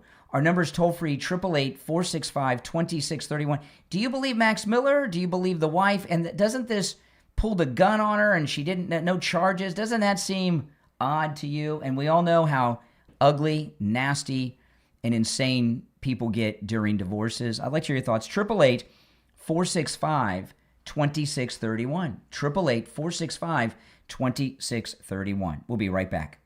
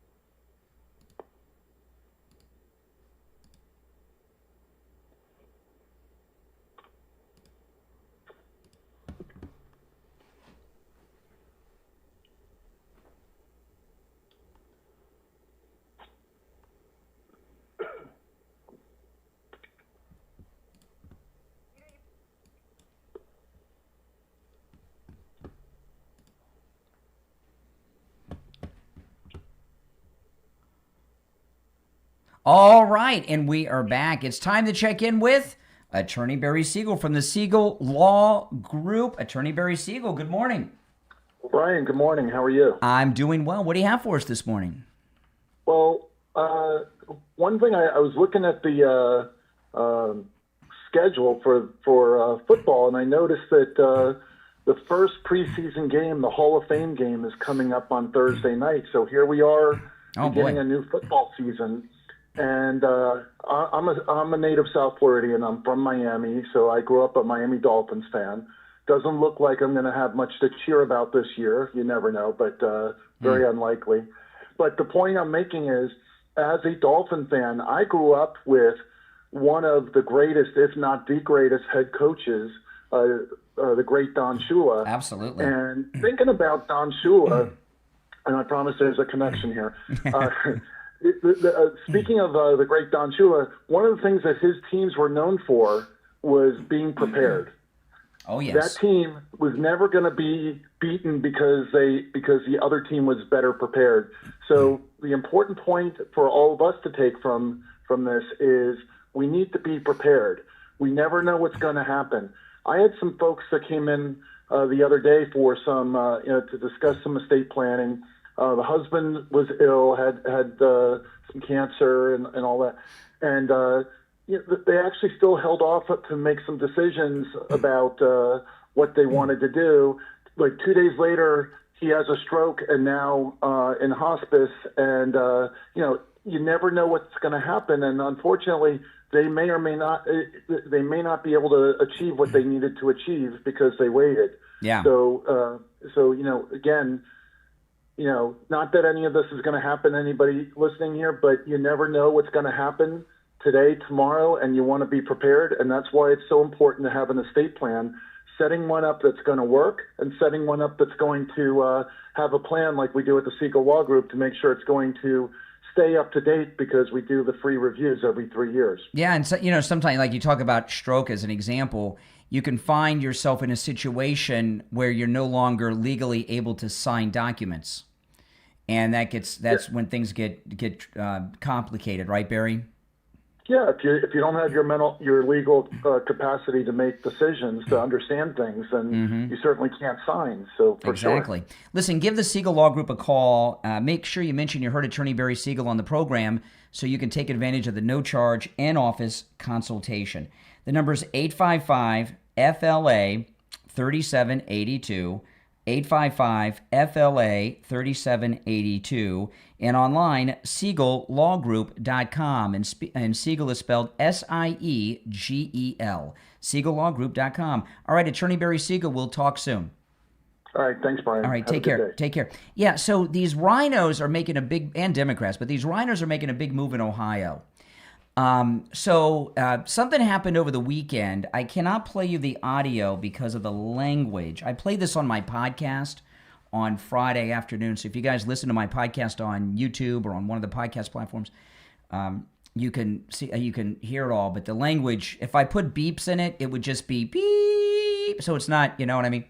But the rhinos are on the move in Ohio, and J.D. Vance, who is expected to be the second MAGA president, of course, because he's the vice president. I know we all love Marco Rubio, but, he's the vice president. He could get passed over. They passed over Biden, right, for Hillary. But they lost that year.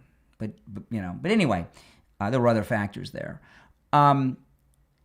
So the Max Miller being MAGA and these things coming up are just odd to me and suspicious, especially what happened to Vivek Ramaswamy on Friday. Vivek Ramaswamy is running for governor in Ohio. He is doing incredibly well. And you may have seen a story that went really viral over the weekend, but so much has been going on with Iran and other things, it died off before Monday from the news cycle because I haven't seen it since Saturday. But Vivek Ramaswamy, who is well in first place in Ohio, he's been running for over a year. So he's really well established in Ohio. He's expected to win. And he gave a speech to a Ron Paul group, not Rand Daddy, Ron Paul. And there was a report that he was booed booed off stage and they booed him off stage and everything else. I went through that entire speech. There were some people in the crowd barking the F word at him in the beginning and at the end. They were not Republicans. They were obvious plants, either Antifa, Patriot Front, or some rhino hires, okay, to go in there and try to make it look like he wasn't MAGA and MAGA had rejected him. I watched his whole speech. It was as MAGA can be. Trump could have given that speech. And the crowd loved him, except at the beginning and the end, when there were some plants that were yelling the F word at him and saying, get off the stage and everything else. And that was an effort to get a narrative going against Vivek Ramaswamy that MAGA has rejected Vivek in Ohio. The speech wasn't even in Ohio. It was in another state. Now a couple days later, we've got this Max Miller thing going on.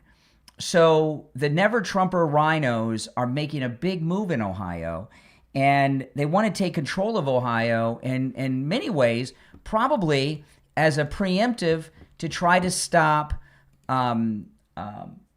J.D. Vance. You know, so goes Ohio, so goes the nation, right? Republicans, there's two states that are critically important for Republicans in the presidential election. Ohio and Florida are big ones, right? Ohio and Florida. And the you got to understand the Never Trumper rhinos would rather lose the presidential election if there's a MAGA candidate than win it. Okay? So the establishment are working really hard in Ohio against MAGA. I saw what they did to Vivek on Friday. It was disgusting. It was so fake. And maybe the reason the story died off is because it was so obvious that these were plants. I wish I could play it for you, but the language was so bad, you know? But that's what they're doing, and this is just what we have to do. Now, yesterday I was talking about Judge Jeanine, and the president actually talked in the Oval Office yesterday about Judge Jeanine. I might play some of it in a bit, but he was plenty upset with Judge Jeanine, President Trump, for dropping the charges. Let me see. Yeah, I got it right here. Let me play some of it. He went on for quite a while, but he is plenty ticked off at Judge. She should resign. She really should. She's totally compromised. Here's the president in the Oval Office press conference yesterday. Please. Mr. President, on the line, have you spoken to Jeanine Pirro about her decision to drop? No, Jeanine Pirro. Okay, now again, they're asking about Judge Jeanine dropping the charges against the Olympic swimmer for vandalism after she had secured a federal grand jury indictment. And remember, I was talking about this on yesterday's show. Judge Jeanine went on to say that there was no vandalism at the reflecting pool. It was all the incompetence of the contractors who did the work, she said in the court filing. Please. Mr. President, on the line, have you spoken to Jeanine Pirro about her decision to drop? No, Jeanine Pirro made a mistake. There was vandalism. I just told you we did, I think, 78. One of the things was the reflecting pool. Hasn't worked since 1922 because it always leaked. It always leaked from 1922. You know, it's the largest, longest pool ever and all that. The concept is beautiful, but it always leaked because of the size, because of maintenance, whatever. But it was built in 1922, and from the day it was built, it leaked. Biden spent $58 million. Barack Hussein Obama spent much more than that. He said, I have an idea. Let's take the water from the Potomac. So they took the water from the Potomac, and it was putrid. It was putrid. It was a disaster. Biden was a disaster. I said, I'm going to get that fixed, along with Doug Burgum and Department of Interior. And we worked hard on that. Now, we worked hard on all 70. It's actually, I think, 81 now. You saw the new horses that just opened by the bridge with the gold. That was the way they were many years ago. Now they look better than they did many years ago. But these monuments look better than they did when they were originally built. Not just a little fix-up. We made them the way they were, plus. And everyone's so proud. The biggest, one of the bigger jobs was, not really the biggest, believe it or not, but one of the biggest was the reflecting pool. And we did a great job. We sandblasted the stone outside. It was granite, so it has a long life. We did a great job. We got very expensive material to put on top of the surface that always leaked because it was stone. It was a stone surface. Always leaked. And we put it on, and it was beautiful. Now, we have photographs or tapes, like moving cameras, right? We have them where people are on the side cutting it with a box knife. Now, I'm not saying I was 100% thrilled with the contractor, but the contractor was rushing. We wanted to get it open for July 4th, and we got it done. But in addition, there was vandalism. Number one, look at the grass, where the grass was all knocked out with a very powerful ingredient that we know very well what it is. I'm not going to say the name because people get ideas. And they put a terrible phrase, I won't say that either, but a terrible phrase on a massive piece of grass that we had just replaced. Kill the grass. We had to replace the grass. A lot of grass. In addition, they took knives or cutters and they cut the material. It's material. And they put their hands and they pulled it. And there was also some maintenance things that we would have routinely fixed. But we had that up and it was perfect. And then you had the bubblers, which get rid of the... Okay, and he goes on, so we're running up close to the end of the hour. But President Trump, this was yesterday in the Oval Office, he said they've got the videos of the vandals committing these acts of vandalism. And he said that Judge Jeanine caved, she choked. He said that the judge was harassing her and her staff. I don't know what they did, what the judge did to them and her, but President Trump said she couldn't take the heat from the judge and she choked. She dropped the charges, and then she said in the court filings there was no vandalism. And what the president is doing is detailing the video evidence they have of the vandals committing the vandalism, specifically to the reflecting pool. So Judge Jeanine's got to go. She's totally compromised. She can't handle the heat. I get kind of like Bongino couldn't handle the heat and he quit. You know, and she was always a strong defender of his on Fox, and I don't question that. But maybe a lot of that, these are TV people. Maybe there's a lot of acting going on with that. I don't know. But she's not up to standing up to the DC swamp. She choked. She's compromised. She's got to go. All right, go back to Fox if they'll have her. We'll take our break for the top of the hour. It's the Steve Kane Show. My name is Brian Craig. It's 8 o'clock. Back right after this.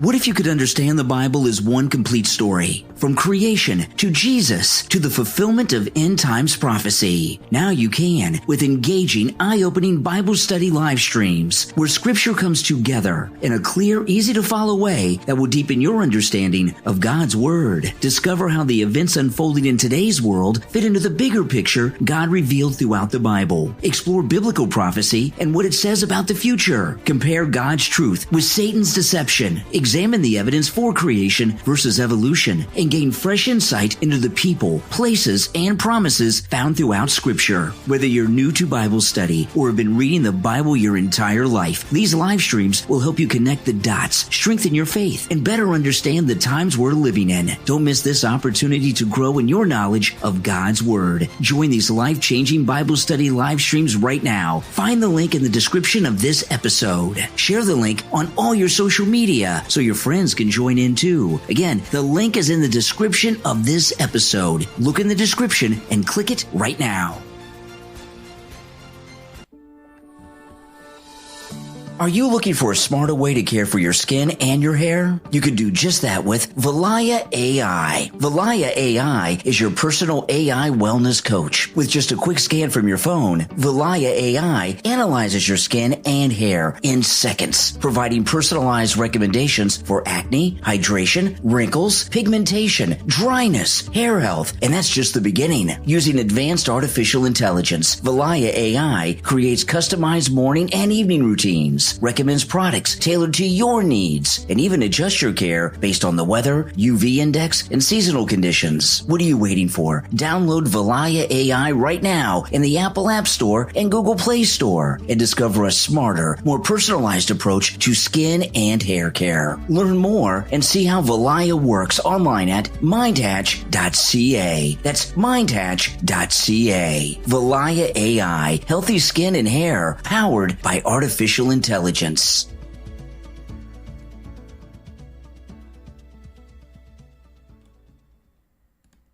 Some towns never forget, and some ghosts never leave. From author Alex Giles comes your next must-read book, The Ghost of Port St. Joe, a ghost story of the Florida coast. Along Florida's forgotten coast lies Port St. Joe. It's a town where a tragic past refuses to stay buried. When Alex discovers a mysterious gold locket, he awakens spirits trapped for nearly 2 centuries and uncovers a love story that death could never end. If you love Southern Gothic suspense, haunted history, unforgettable characters, and chilling mysteries, The Ghost of Port St. Joe will keep you turning pages late into the night. Order your copy right now on Amazon in Kindle, paperback, and hardcover edition, as well as Barnes & Noble, Apple Books, Smashwords, Kobo, and learn more on the author's website, alex-giles.com. The Ghost of Port St. Joe from author Alex Giles. Order your copy today, because sometimes the dead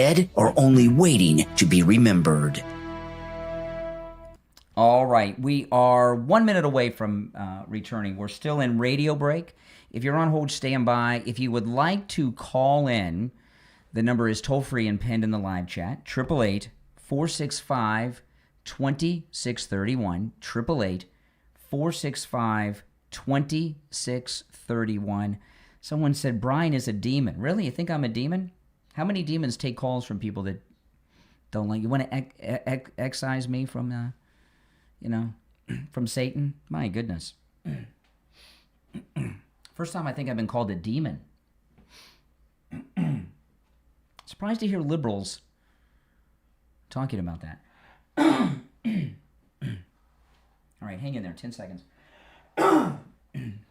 What's the name of that guy, the black scientist that took over Cosmos? What's his name? Can someone tell me?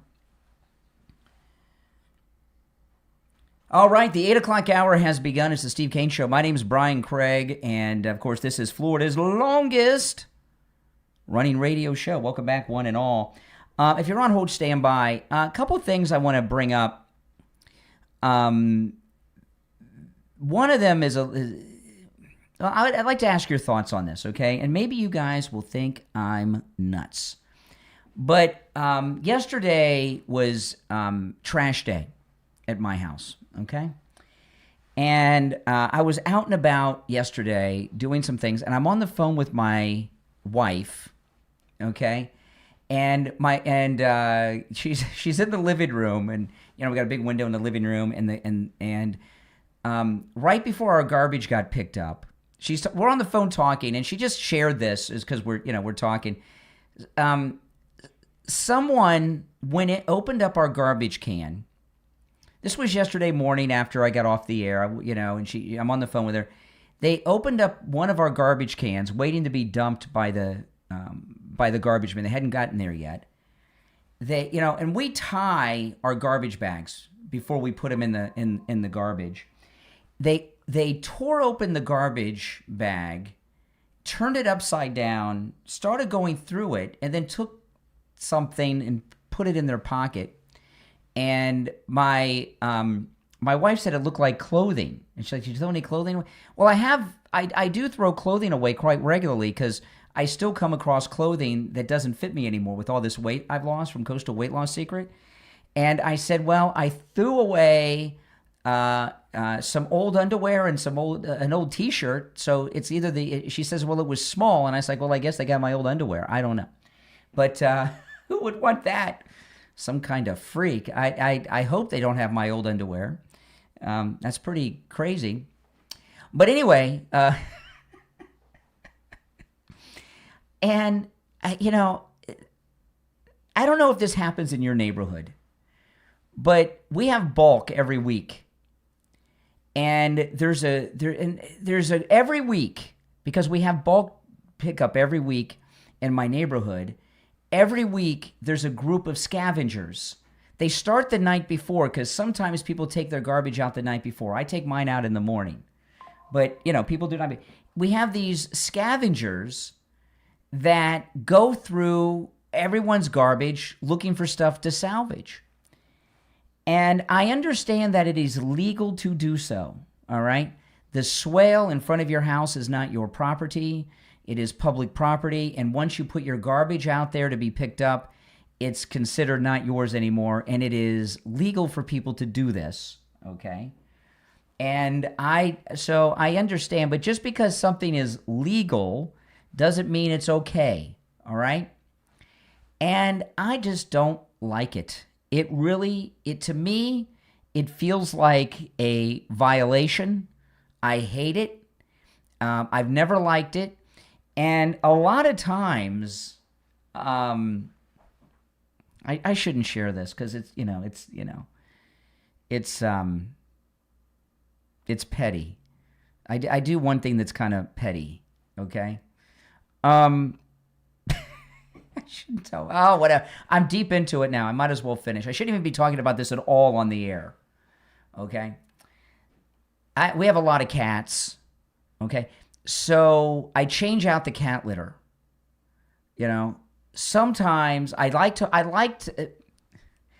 lot of times I wait until trash day or the night before to change all the litter in the box, and I dump it on top of the top bags in the trash can so it's covered in cat litter so people won't go through my garbage and take stuff. And I did not do that this week, okay? And I was thinking to myself, and my wife told me this, I wish I would have, okay, this particular week. It just seems, here's somebody who's got my old underwear, and you may not think that's a big deal, but it isn't that like a violation? Now, if it was a woman's underwear, you would say creeper, wouldn't you? I don't know. I know it seems petty, and perhaps I shouldn't share so much, but I don't like these garbage scavengers that go through people's garbage cans. And I don't know if this happens in your neighborhood. Maybe it doesn't happen in all neighborhoods. Maybe I'm just in a neighborhood that has a lot of nice things that people throw away. I've got one guy on my street. I'm not a pack rat, so I throw a lot of things out. For bulk because I don't like a lot of stuff, right? And there's one guy on my street for years. Every bulk day when I've thrown stuff out, he takes it. And I always imagine that if I ever went into his house, it would look like my house because he has all my crap that I've thrown away over the years. But I know there's more. I know these are what they call white people problems. But it's just, to me, it seems like a violation. And that's one of the reasons I don't take my garbage out until the morning. And, and if they didn't come in the morning, I would wait until the afternoon to take it out because I don't want people going through my garbage. And I know it's legal. I know they're not doing anything wrong. And I know a lot of people, when they go around and pick up people's garbage and resell it, they make some money. I was once, this was nuts. This happened to me a few years ago. I'm not big into yard sales, but I went to a yard sale, not in my neighborhood, but a couple developments over from mine. This was a couple years ago. I went to a yard sale, and they were selling some of my stuff that I threw out at bulk. I had a bench in my backyard that was rotted and falling apart because it had been outside for years. It was a nice bench when I got it, but it was wood. It was rotting. It was falling apart, and it gets bugs and everything else because it was under a tree. They were selling my rotted bench at this garage sale a couple developments over. I couldn't believe it. I called my wife. I said, "You're not going to believe what they're selling here. They're selling our bench from the backyard that's rotted." And they had a couple other things of mine too. So I know a lot of people do that, but I just don't like it. Okay. Now I know people got worse problems in their neighborhoods. Okay. Maybe you got a neighborhood that's got a lot of crimes, and everything else. I just got a bunch of trash pickers. I don't like it. And sometimes I couldn't believe it. It was in my bench was in their front yard. And I'm thinking I can't believe this. Oh my goodness. I know. Am I petty? Or do you find it a violation too? And when I put something that's big out that they take away, okay, fine, I get it, Like I got a new refrigerator, and so I took the old refrigerator out to bulk. Somebody took it. That's fine. But when they get to the point where they're ripping the garbage bags open and going through the garbage bag itself, that's where I kind of draw the line, of bugging me. Now that's just me. I don't know. If you have any thought, am I petty and pathetic and nitpicky, or do you feel the same way? Now again, what I'm talking about is opening. They went in the garbage can, they ripped open the garbage bag, they turned it upside down, emptied it, went into it, and took some old underwear of mine that doesn't fit me anymore because I've lost so much weight with Coastal Weight Loss Secret, and put it in. And my wife said they put it in their pocket.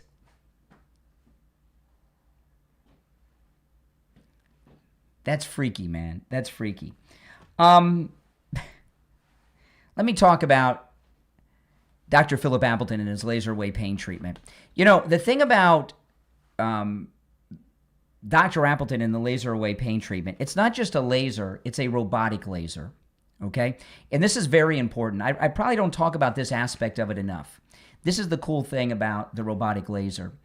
The robotic laser actually moves around the whole area that's being treated, right? So I'll use my knee as an example, but this is true of any body part. Dr. Appleton, he's good. He can determine exactly where the pain is coming from in your body, right? So he focuses in on that area. So if he determines, okay, the knee pain is coming from this spot, right? And that's where he starts. But the laser, because it's robotic, moves around the entire body part, which includes the knee. So it doesn't just treat on top of where the pain is. It treats on the side, the bottom, the other side, and then back on top, okay? And that's true. My shoulder, the same thing. Dr. Appleton, the pain was right here in the front of my shoulder, but the robotic laser moved around, treated there, treated the side, the top, the back.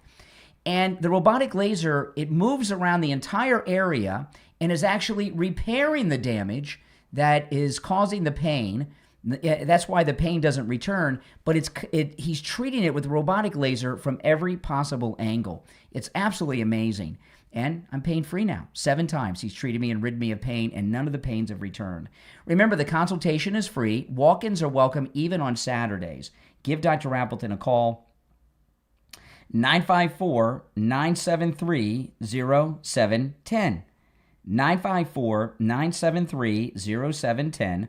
954-973-0710. And online, AppletonCairo.com. All right, if you're on hold, stand by. It's the Steve Kane Show, Florida's longest running radio show on the radio since 1977, celebrating 49 years on the radio. We'll take our first break at the 8 o'clock hour and be right back.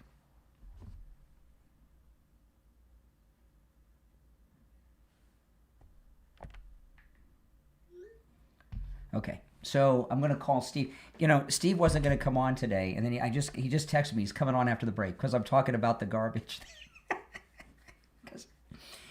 He sent me I got a text from him at the top of the hour. He was going to take today off, and then I knew I was going to get a text when I was talking about the garbage, and sure enough, he's going to come on after the break to save me from talking about the garbage. All right, hold on. I'll be getting him on the line. Okay, hold on.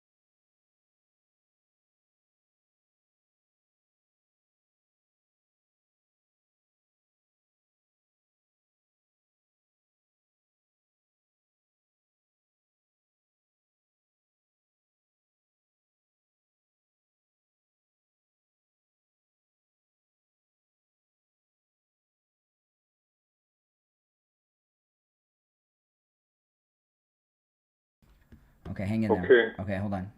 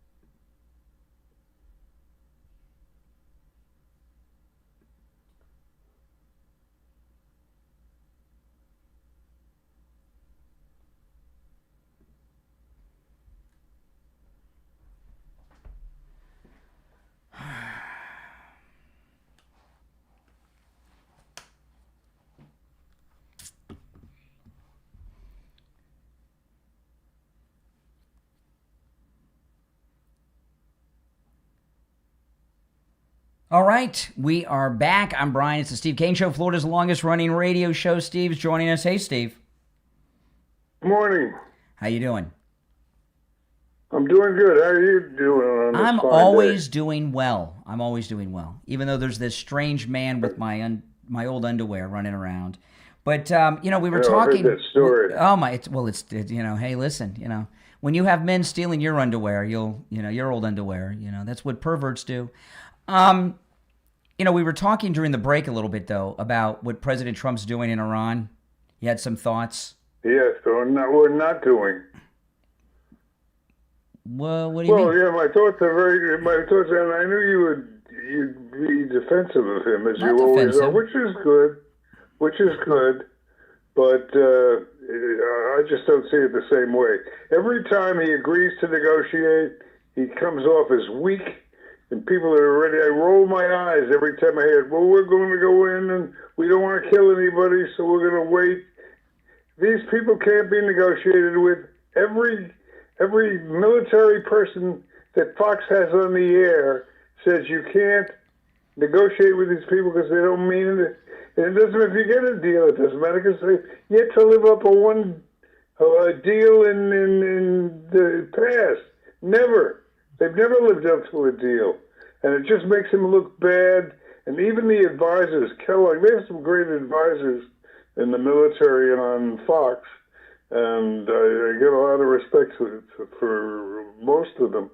But even they're starting to get edgy a little bit because they realize that he's losing credibility. I don't think so. He that. has President. Well, you never think so. President Trump. That's my point. Well, I'm not worried about these retired lieutenant colonels and retired admirals and all these people on Fox. But President Trump but has what the. I'm saying is, well, the reason I brought them up is because they have a history of supporting, like you, supporting Trump, whatever he does. Mm-hmm. I support Trump, but that doesn't mean he doesn't make drastic mistakes, and he loses credibility every time. We're going to go in and cut their heads off, and a week later they're sitting back at the. Well, there's a couple things, I'll share with you. Okay, one, he has the best military advisor he could possibly have, and that's General Kane. He's got a bunch of them. General Kane, who defeated ISIS in like 2 weeks. Okay,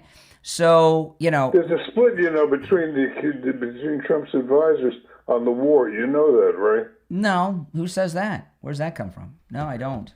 Well, Fox, where I get most of those things they have. I don't know if that's true. But, they were saying that he ought to consider following through and pulling the trigger already, and most of them have figured out the reason why. Because you can't make an agreement with people who are have a proven history of not living up to their word. Mm-hmm. You can't give me one example where these mullahs or whatever the hell they are in Iran have ever made a promise and kept it. Well, for more than 10 minutes. here's the thing, okay? If President Trump, he said that this airstrike that he called off was the biggest air campaign the U.S. had launched since the Second World War. Now, I know. I heard the whole so if story. that's true, that's a pretty big deal because we had some pretty big airstrikes in the Gulf War and the Iraq War and Afghanistan. So what he's talking about is Well, you know they're going to break it. You know they're going to break it, right? What, Iran? Yeah, they're lying. Yeah. They're liars. Yes. Yeah. Yes, and they have no history of ever once historically living up to their word on one thing. But see, no, but and every time, yeah, go ahead. That's bad enough. But that's bad enough. But the real bad problem is that he thinks he's accomplishing something. And I'm telling you, I'm a devoted follower of Donald Trump. But we always have this thing. I have limits. There's enough is enough. Donald Trump's credibility is the most important thing he's got. And every time he sits down, it's like giving them a win. A lot of these retired military people, a lot of them work for military contractors. A lot of these military experts that you see on cable news. Well, they have interest in what they all want is a land invasion. If President Trump would have, and he may have to do this at some point, if he were to do this massive World War II Dresden-like bombing campaign of Iran, what happens is what is a controlled aerial operation all of a sudden is no longer a war, it's a humanitarian crisis.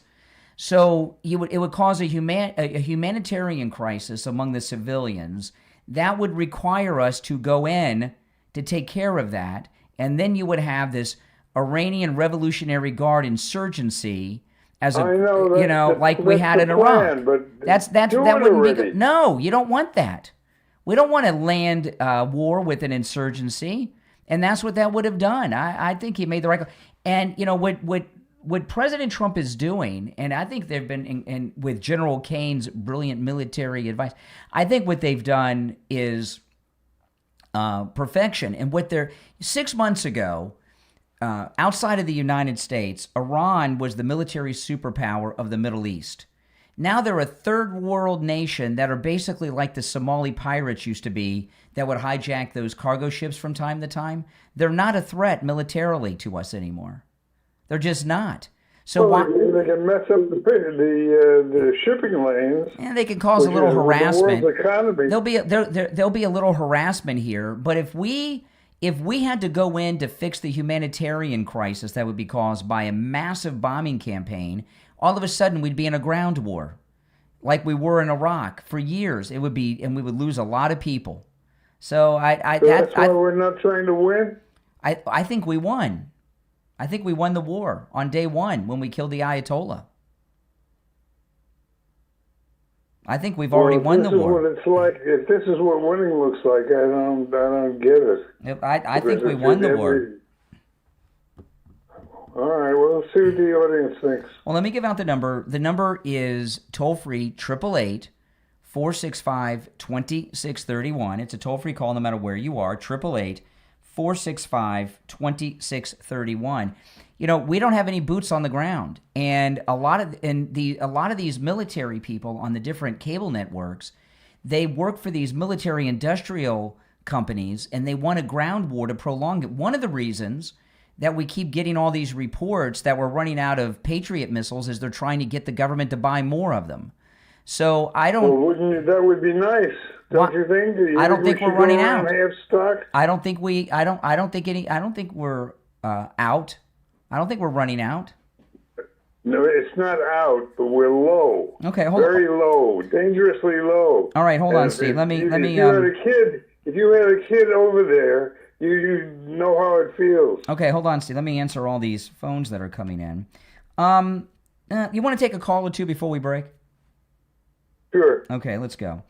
You're on the air. What's your name? Where are you calling from? John from Fort Lauderdale. Hey, John. Hey, John, what's up? Jay, I just caught the tail end of the conversation, so I'm no expert on anything. But I guess to win a war, you got to defeat the enemy by destroying their resources. Why don't we do that by taking like that Carg Island or anything they use to Well, generate. that's the big one. That's the point. That's the point. If they took Carg Island, it would change the whole thing around, but he won't do it. Well, yeah, I mean, I guess that's a $1 million question. Well, okay. Now, We gotta do it. the We one gotta thing do is it. we got to do it and then bail. a couple things. One, Take it. Go ahead. I'm sorry. Yeah, I'll answer your question about Carg Island. I say you before that, destroy everything that generates revenue for them, including our enemies that are working on their behest. We're doing it, but not enough. Resources. What's that? I say we're doing that half-heartedly, but not enough. Carg Island would end the game. What would it do though to the? And What would it do? I'll tell you why I'm torn. I've got a son that's in the service that is probably going to end up in the field. As a father, it gives me a personal interest in the thing beyond a casual interest. Sure. And I think we're not going to get anywhere this way. We're just not going to get anywhere this way because you can't make an agreement with people who are not bargaining in good faith. And I think everybody but Don on the team seems to know that that's the case. They can't be trusted. They're not bargaining in good faith. Not to mention, I like your Carg Island suggestion. Yeah, you know. All right. Well, okay. Thank you. For well, listen, we got to run for the. Take everything that generates money and get out. We got to run for the break, but thanks for the call. For the rest of it. All right, you make some good points. All right, you take care. I want to talk about life imaging. You know, we're in August, and August is National Wellness Month. Okay, and this is really awesome because you can make August your annual heart checkup with life imaging. You know, there's so many things you do every year like clockwork. You go to the dentist, which we'll talk about later. You with Dr. Gupta, right? You go to your primary care for your annual physical. You want to go to life imaging every year and get your heart scan too. And if you do it in August, it's National Wellness Month. It's easy to remember, like clockwork, every year to go in. You know, a lot of our listeners, Steve, are going in as couples. They're both going in for the heart scan, and that makes sense. It makes a lot of sense. And, you know, what August can be is it can be the month that you stop wondering about your health and start knowing, all right? Call Life Imaging FLA for your free heart scan valued at $699 with a few minimum requirements. Now, also this, when you're over at Life Imaging, make sure you ask about their full body cancer screening and virtual colonography and say goodbye to sedation. Call right now for your free heart scan with a few minimum requirements valued at $699. From your cell phone, dial pound 250 and say free heart scan. You'll be connected in seconds. That's pound 250, just say free heart scan, and you will be connected in seconds. Remember, they have locations in Palm Beach County, Broward County, Dade County, and Orlando. We'll be right back. All right, Steve, I'm going to put you on hold. All right? Hold on. Hold on.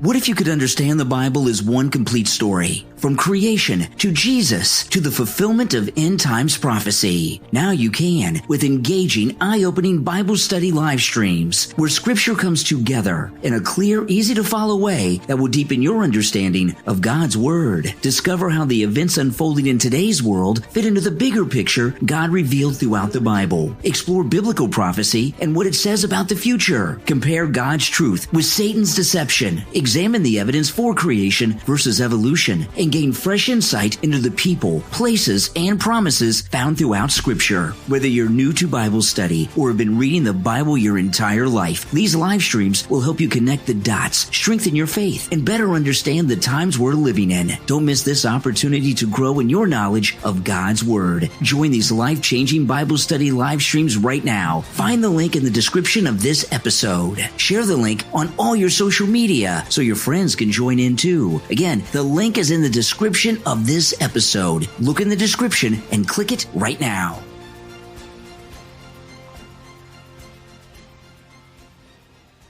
Now, listen, guys, there's a link to that Bible study in the description of the video. Check it out. It's a very good Bible study, and it's put together by someone who's a listener of the program. So if you could support them at the same time you're supporting me by checking out the Bible study, I'd appreciate it. Again, the link is in the description, okay? Let me check the time. Okay. All right. Steve, are you there? Yes, I am. Okay, we got about 90 seconds. All right, so hang in there. Okay.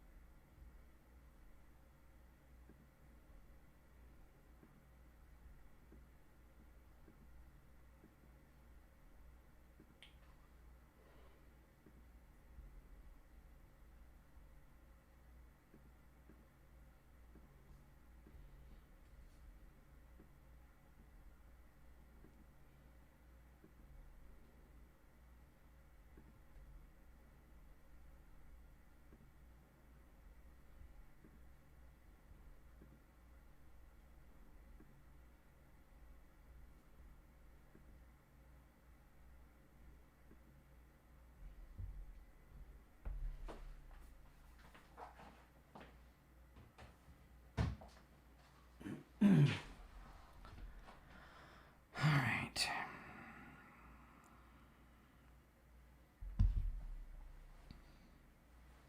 All right, less than 30 seconds.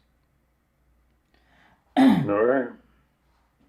Can we pick up where we left I know off? I know where to go. So.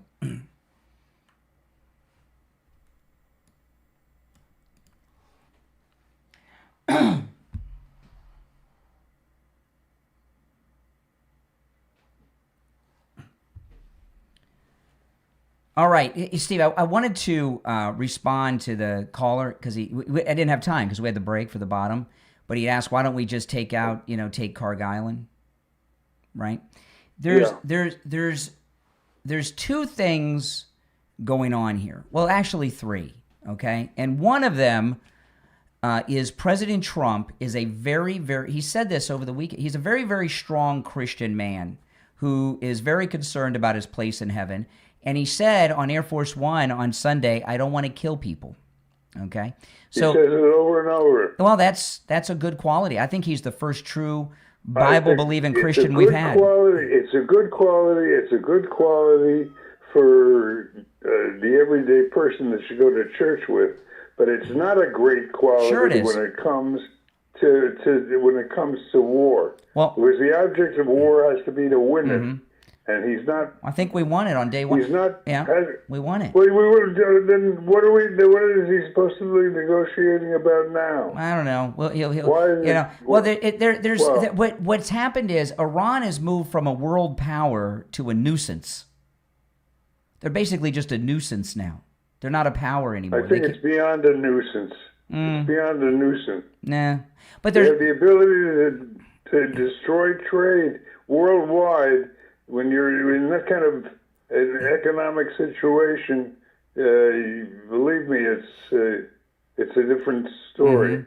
No, there's a couple things here. Okay, I'll do the I'll tell you the Carg Island second. But the first one I mentioned to you already, but I'll give you a little more detail. Okay, because you mentioned you have a child in the service. You know, if he did a massive bombing campaign, we would have to send the army in after to get control of the situation because it would be a humanitarian disaster, right? So once that happens, we're in a ground war because the IRGC would form a guerrilla army, an insurgency like we had in Iraq.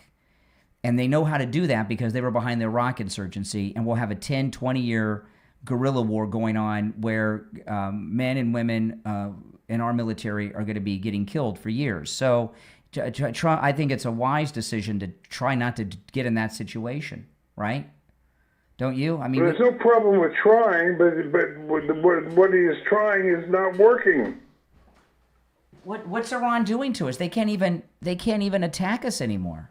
They haven't been able to do anything to us. They've closed down as of last night. I haven't read the morning paper, but as of last night, they've managed to close down the Straits of Hormuz, which is central to the world economy. No, hold on. I'm going to answer these lines here. Hold on one second. See, phones are ringing off. So that's one thing. The second thing about Carg Island, because I'm not an economist. I'm not an expert on such things. But gasoline prices have been pretty stable. You know, they've gone up and down a little bit here and there. If he goes and takes out Carg Island and all these things, what impact would that have on the global oil economy? Because everybody's selling to everybody. Well, couldn't it cause the oil to go through the roof? You don't think that China is buying oil from Iran? I don't think they can get the oil out unless we let them. I know they'd like to, but I don't think they. Well, it's a day-by-day are. thing, but I like to hear him say it and mean it, and actually do it. I don't know, these people, you can't negotiate with people who are inveterate liars. Yeah. You just can't. Yeah. Because anything, so maybe you can, I'll leave an open mind. What can he do to get them to sign that he hasn't already done? It doesn't matter if they sign, because they'll just back out of it tomorrow. If they sign today, they'll back out of it tomorrow. Right, now, but that's my side of the argument. Yeah. Yeah. So I don't think he's really all that interested in them actually signing something, because he knows it's not worth anything. So he's lying? No, I think when you're running a war, that there's certain things you keep secret and you misdirect and things. Well, nothing. That's not lying. Done. You know that he has close press conferences, and this is one of his strongest qualities. He calls press conferences night and day. And he takes his position, he spins it out to the American people, and we all say yes, yes, yes. Right. But how many times can we say yes, yes, yes, and go through the same routine again? I just don't. I mean, the bottom line is, you as a devotee of Donald Trump, you can't say one thing that he would do different. You don't think he should bomb Carg Island? I think he has more information about everything than we do, and I trust his There's decision-making no ability. And I trust his decision-making abilities. Although we don't have much option, but... well, that's true with any president. I think you hit the nail on the head. If you want a note of agreement, you hit the nail on the head when you talk about his value of life. He really doesn't like to kill people, but that's a devastating quality in a leader. Mm-hmm. Well, he has killed people. You want to be able to do what you have to do. But he has killed people. Well, yeah, but it's reluctant. He keeps bringing it up all the time. It's to his credit as a human being, but that doesn't mean that's necessarily a good war strategy. And more of his advisors are speaking out in private, telling him he's got to really go after these people. What he's done up till now has been largely cosmetic. I want to take a moment, though, to talk about Dr. Gupta and Brighton Dental. Oh, my favorite dentist. Yeah. Well, he's the only dentist. I didn't know there were any others. I've got a lot of... He's the only one I've ever heard of. It's funny. I've been neglecting my teeth. After warning everybody and telling everybody the dangers, I've been neglecting my teeth, and I'm going to go in next month. I'm going to have a deal of work done. But I don't worry about it with Dr. Gupta, because he's painless, and he's just a delight. He's done great work for me and a lot of Steve Kane listeners. And, you know, it's Richie's favorite dentist. Yeah. Richie's been telling us about him for a while. So for those of you out there who, have been neglecting your teeth, now's the time to do something about it. I mean, the one thing about tooth problems, and this is an obvious truth, but unless you deal with them, they're going to get worse and worse and more expensive. Speaking of expense, Dr. Gupta, very, very reasonably priced, and he gives special deals for Steve Kane listeners. You're going to love him. He's the greatest dentist I ever had, And you got his number over there? Well, of course I do.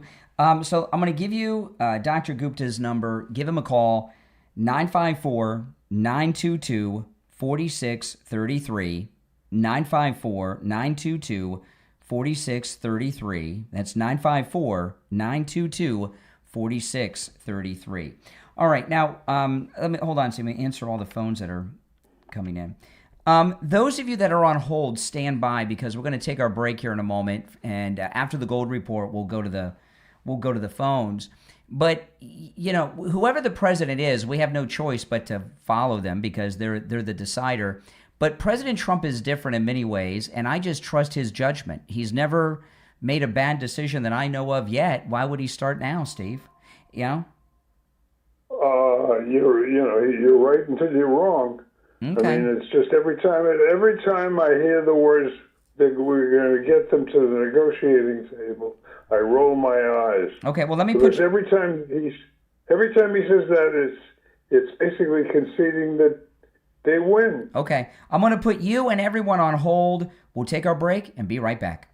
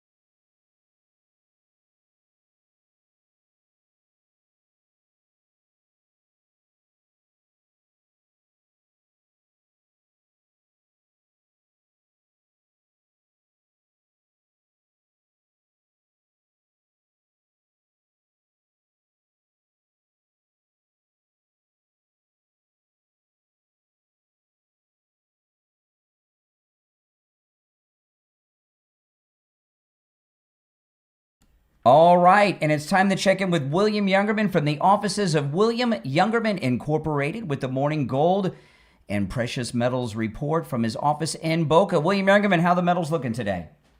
Metals looking very strong today after yesterday's rally on gold and silver.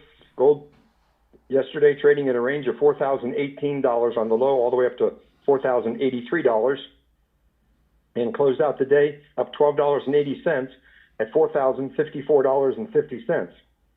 Silver was up 63 cents, closing out the day at $58.06. Platinum lost $17 at $16.27, and palladium was down $12 at $12.44. Overnight, we saw gold trade in the range as low as $4,042 and on up to $4,080. Right now, we're at $4,077. That's up $22.50 the ounce. Silver up $1.54 at $59.65. Platinum up $93 today. Wow. That's up $1,720. And palladium up $71 at $1,315. So it looks like all the metals are trying to break out. And if we can, we'll get through this $4,100 and something dollar lid that we've had on gold and $60 for silver. We could see a nice move to the upside this week. Yeah, things are looking good. And platinum, that's awesome. You know, we don't talk too much about platinum, but can you tell people a little bit about the platinum coins that you have? Because they're really beautiful.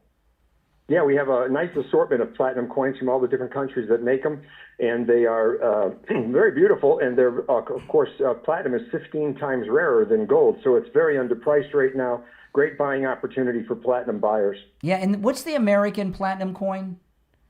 Yeah, there's the Platinum Eagle that the United States makes. Yeah. Yes, and they're very beautiful also. It is. Well, listen, William Youngerman opens up at 10 a.m. Stop by his shop in Boca on the first floor of the Bank of America building, immediately east of US 1 Federal Highway on the south side of Palmetto Park Road. The address is 150 East Palmetto Park Road in Boca. Give him a call, toll-free, 800-327-5010, 800-327-5010, and find both his address and phone number on his website, williamyoungerman.com. All right, William Youngerman, we'll talk tomorrow. Okay, thank you. All right, take care. All right, yeah, those platinum coins are awesome. They're really pretty. All right, you want to take some calls, Steve? Yes, let's do that. All right, let's go. You're on the air. What's your name? Where are you calling from? Hey, it's James from Ohio. Hey, Ohio. How you doing? Hey, James. You're having a great morning. Hey, buddy. Hey, I just wanted to agree with a few points you made. Brian, I really don't agree with you. I agree more with the other caller that's on the line right now. Yeah, well, that's good. You don't have to agree with me. It's okay. It's allowed. The other guy is Steve, by the way. My reason being why I don't agree is, so you said Iran can't strike us back. And this is the thing. They have almost a residual income of drone parts, and they're manufacturing drones. And we have to take into account warfare has changed. So a middle power like Iran can launch these drones, launch these missiles, and cause real havoc. That's why we just lost 3 service members about a week ago. And I feel like we're really underestimating their we've lost 19, right? Around about, is it 19? Yeah, 19 too many, buddy. Like, well, one's too many. One's too many. But when you consider how many, we haven't gotten any counts on how many the Iranians have lost. It's got to be in the thousands upon thousands. They've lost over 3,000. More. Listen, we're always going to kill more than they do. But guess what? They have 90 million people that probably hate our guts now. And for example, in Desert Storm, I believe we lost a few tanks. And that was it. I mean, it was flawless. Yeah. But warfare has changed so much where a country that's financially broke, doesn't have crap, can make these drones, and these drones can cause real havoc. I mean, I heard it carries a 50-kilogram warhead. I mean, that's a pretty big thing. Corey, can I ask you a question? Do you agree with me that every time our president gives them a delay to negotiate, it comes off at this point like he's losing and we're losing? Do you feel that way? Yes. Every time he says we're going to strike them, every time we're going to strike them real hard, and then he comes out in a couple days and posts this post that says, I talked to Pakistan, I talked to Qatar, they don't want me to strike. Like, who's really running the show here? I believe it's a sign of weakness, to be honest with you. I'm very disappointed. But I'm also not agreeing with you on the Carg Island thing, because I don't want to lose any more of our boys and girls. And you're assuming it can be done. It can't be done without ground troops, and I'm not sure that's true. No, I'm not assuming that it can't be done with ground troops. I think it needs to be done in more of a specialized way, where special forces goes in and out. We're not taking any land. We're just going in and fucking with them. All right. First dump of the day, Mike. First dump of the day. All right. If you're on hold, stand by while we wait for the delay to re-engage. Oh, my goodness. Class act, Steve. You got the classy crowd on your side. Oh, my goodness. Well, I don't know. It made sense to First me. dump of the day is the guy that agrees with you, I tell you. While we're waiting for the delay to re-engage, though, if you're on hold, stand by. It gives me an opportunity to talk about Jupiter Joe Thomas. You know, annuities are amazing. And, you know, we talk a lot about how your money's not at risk and you're guaranteed that monthly check every month gets deposited into your bank account. And, you know, one thing, when people plan for their retirement, they plan so much. And what I've come to realize is one thing people don't plan on is when one of the couple, the husband or the wife, pass away, you lose one of your Social Security checks. And that's one it seems obvious, you lose one of the Social Security checks, but people don't plan, when they plan their retirement, they're looking at their monthly income, what they need to pay their bills, and what they factor in are 2 Social Security checks. So what do you do to make up that money from the lost Social Security check when your spouse passes? Well, that's what an annuity can do. You know, you get that monthly check every month from that annuity, and it makes up the check from your spouse that has passed away. Maybe you're a senior who's struggling with your monthly income because your husband or wife passed away some time ago. Stop struggling. Call Joe Thomas, talk to him about annuities, and replace that lost Social Security check from your spouse who passed away with that monthly check from an annuity. Schedule your no-charge consultation right now, 561-743-0999. 561-743-0999. That's 561-743-0999. And online, jupiterjoe.com. All right. So, yeah, that's right, guys. That's the number. The thing with Iraq, I mean, if it were up to me, I'd carpet bomb them, all of them, because I just don't have any patience. You know, I'm short on attention span, but President Trump's very patient. And, you know, look at what happened in Iraq. We defeated, in the Iraq War, not Gulf War I, but the second Gulf War, we defeated Iraq so quick. But then that war ended up lasting like 15 years because of the insurgency. And if we do the things that you and the last caller are talking about, we're going to end up being an occupying force in Iran with an insurgency. And to me, that seems like the opposite of what you would want. In the short term, it might. I don't see how I don't know how you reach the conclusion that that's what would happen. Because if we bombed them at that level, you're talking about the power plants, everything. It would. There's 90 million Iranians. Most of them are civilians, and we would have to send the military in for the humanitarian crisis that would follow an air campaign like that. These are the musings of somebody that is not a closer here. We talk a lot about closing in our business. He's got to close this out, and it's not closing. And worse than that is he's losing credibility with the American people. And I think that's showing up in the polls, and I think he's got to get it straightened out quick. And I think he will. In the bottom line, eventually he'll do it, but it's taking too long. Okay. I disagree. But, you know, hey, listen, we'll find out soon. You know, he probably will do that big airstrike. It's just a matter of when. You know, he's eventually going to have to do it. No time like the present. When he does it, it'll be the right time. Right? I mean, I don't see what the rush is. What's the rush? Why does this have to be done yesterday? That's what I don't understand. It's going to drag on forever unless we break the cycle. He's got to break the cycle, and instead of threatening to I love the word he uses, decapitate. Instead of him decapitating the Iranians, he's not decapitating them. He's letting it cook on and on and on. And again, I can tell because my eyes are on automatic. They start to roll when he starts using. When I hear the word negotiation coming, I say, I don't want to call the president a fool because I don't believe that.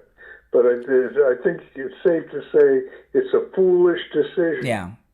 I mean, if we haven't learned by now, these people are not going to give up till they're dead, we're never going to learn it. All right, let me. Until we do.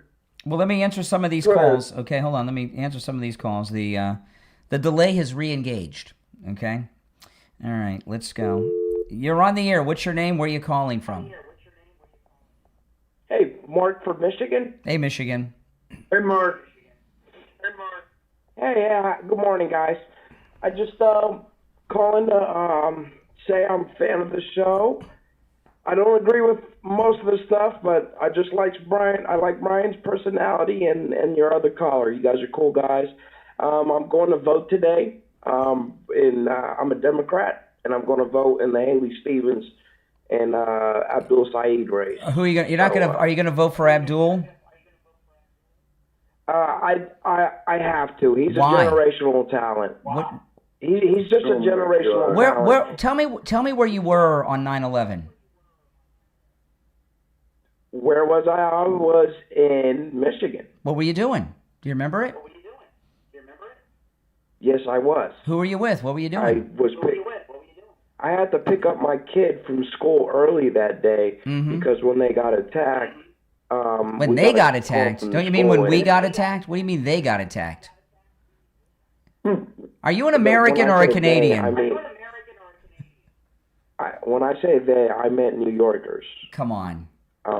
Something's fishy here. We got attacked, not they. Listen, you got to turn down. We're almost out of time, but the echo on the phone. Something's off with that caller, Steve. When they got attacked? Yeah, I think you hit the nail on the head when you guessed Canadian. Canadian. Yeah, Canadian. Fake American. Stolen valor. Stolen valor. Fake American. Oh, my goodness. Well, we're about out of time for the day. They got attacked. I tell you, you guys don't think that we listen to these callers. We listen to every syllable of every word that they say because so much is revealed in just simple little words like that, huh? When they got attacked. I've never heard anyone say that before. You nailed them that time. No, boy. Oh, boy. Well, that's all the time we have for today. The show has flown by. I can't believe it.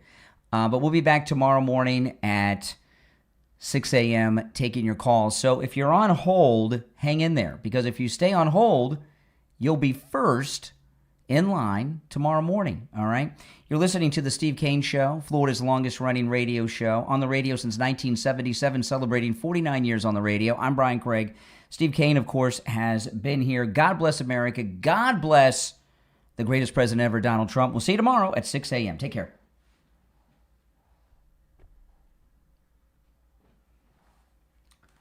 Oh, man. Did you hear that guy? He says when they got attacked on 9/11. What do you guys think about that? He didn't say when we got attacked, when they got attacked. Oh, my goodness. Have you ever heard anyone say that? You know what that is? A lot of Canadians, 80% of Canadians live within 150 miles of the U.S. border. So a lot of Canadians, they watch American television and things like that. All right, let me take one call, then I got to run because I'm very busy. You're on the air. What's your name? Where are you calling from? Brian from Deerfield. Oh, hey, Brian. This is the post. This is the post show, but you're on the post show on YouTube. Okay. I don't want to say it's obviously, but there's, I think, I'm pretty sure the President Trump, he knows something that we don't know.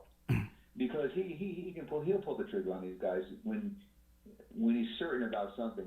I think there's something that he doesn't, that he knows that we don't know. And if I was to speculate on what it could be, I'm thinking maybe they're trying to track down some terror cells that are loose. Maybe in this country, maybe in one of the Mideast countries and that. There's something going on. President Trump's got a reason. He's got a reason. Yeah. He's definitely got a reason. I know it doesn't look good. The odds aren't good. But I have a confidence in that there's something going on, and we don't know. But he does. And I think they're working on something. My guess is maybe they're trying to track down terror cells or something like that. That's a good thing. If it's not that, it's something. It's something along those lines. Yeah. What I was trying to explain to Steve is that if we go in with a massive campaign and you create a humanitarian crisis, that forces us to send in the Army and Marines. Then you're going to have a guerrilla war with what's left of the Revolutionary Guard. That could go on for 20 years like in Afghanistan. You don't want to do that. Well, absolutely. Absolutely. Do we want to get into another Afghanistan in 20 years? And if we just wait, I know it's frustrating, and I get frustrated too. Let's just wait these guys out a little bit. And I'm not really interested in what General Keane has to say on Fox. He looks like he's been embalmed. Yeah, well... Doesn't he? Look, that's what I'm talking about, the optics, you know. He looks like... A little bit, yeah. You know. But, he's a good guy, I think. But he's a good guy, but he looks like he puts on the makeup they put on the corpses. He does not look... Yeah. You know what I mean? I'm right. He really does. Yeah. I do. And he got really and he's very moody. He got really nasty a couple months ago with Will Cain when Will Cain introduced him. And do you remember this? And Will Cain in the afternoon, when he introduced General Cain, went through some of his bio, his credentials, and General Cain got nasty with him about it. It was really weird. Really? Yeah, he's moody. Well, he's an old, he's a corpse. He's an old man, so he's moody. But I think he want all his credentials to be known to the public, but maybe not, I guess. I don't know. But I think you're right, though, about President Trump. He's getting all his ducks in a row. He is. I think he's ready to go. I mean, they can do that any time. But like you say, getting another quagmire, do we really need that if we're just maybe tracking down a threat that we don't know about, that he knows about? And maybe it takes a long time to run the intelligence on just to make sure. I would rather be safe than sorry. And I don't want to get another 20-year war in Afghanistan and Vietnam and all that. We've had enough of that. Let's wait a little bit. I think me personally, I think it's better to have Iran in the nuisance Somali pirate level of problems for decades than get involved in a ground insurgency. That's just me, you know. Well, we already took out their Navy and their Air Force and all this. The only thing we may not have taken out that I'm thinking is maybe a terror cell someplace. Maybe. Somebody's a deep undercover we can't get to yet, but we got a pretty good idea where they are. Mm-hmm. That would explain a lot. All right, some good points were made. Listen, I'm going to run, but I appreciate the call. Okay, Brian, have a great day. All right, take care. Well, listen, guys, thanks for watching. If you're new, welcome to the program, and please subscribe, okay? I am live every day of the week, 7 days, and anytime I'm in the studio, like now, I am taking live calls. All opinions are welcome. And if everyone could please like the video, if you've not already done it, please like the video, because when you like the video, you get the video recommended to people that have not yet found the channel. So please do me the favor of liking the video if you don't mind. All right, guys, take care. My name's Brian Craig. This is where MAGA comes to talk. See you next time. Take care.